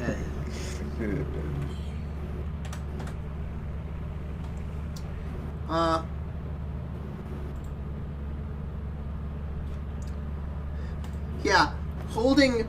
You see four guys holding MP5. So, you see 9mm. You see old Cecil's old office, and you see four guys in camo green company suits holding 9mm full stock MP5s, and they are actively sweeping. They are actively sweeping the office. Like, they bust in, they kick the door down, and they are like actively sweeping the office. Why is that? Yeah. This is the... Where's the browsing history? Yeah, so they are looking around to no avail. They're sweeping the room. They are looking under things. And so they report back to their guy, as this is the... I'm trying to think of a good acronym, but it's basically the company armed... I don't know. So I'm trying to think of, like, the TC... I don't know. Specialist. Yeah, but like yeah, a little. Yeah, these are a special response unit. Essentially, they're like armed guards. But basically, they are a response team. They are sweeping the office with their flashlights, looking around, and they seem very upset at finding nothing. So they said, so they report back to their captain, the guy in the beginning, the guy who basically kicked the door open and let them charge in. We couldn't find anything, sir. So it's gone. The information's gone. Shit. We need that information. We cannot let that information escape. Search ships, search containers. We need that information gone. And that is Captain... I don't know. I'll think of a name for him later, but that guy, watch out for that guy, basically. But he's... Little creature. We need to find the information and destroy it as soon as possible. And remember, exterminate all people And remember our task: exterminate any and all people in possession of the files. So that is where we end that. Alright. Hell yeah, hell yeah.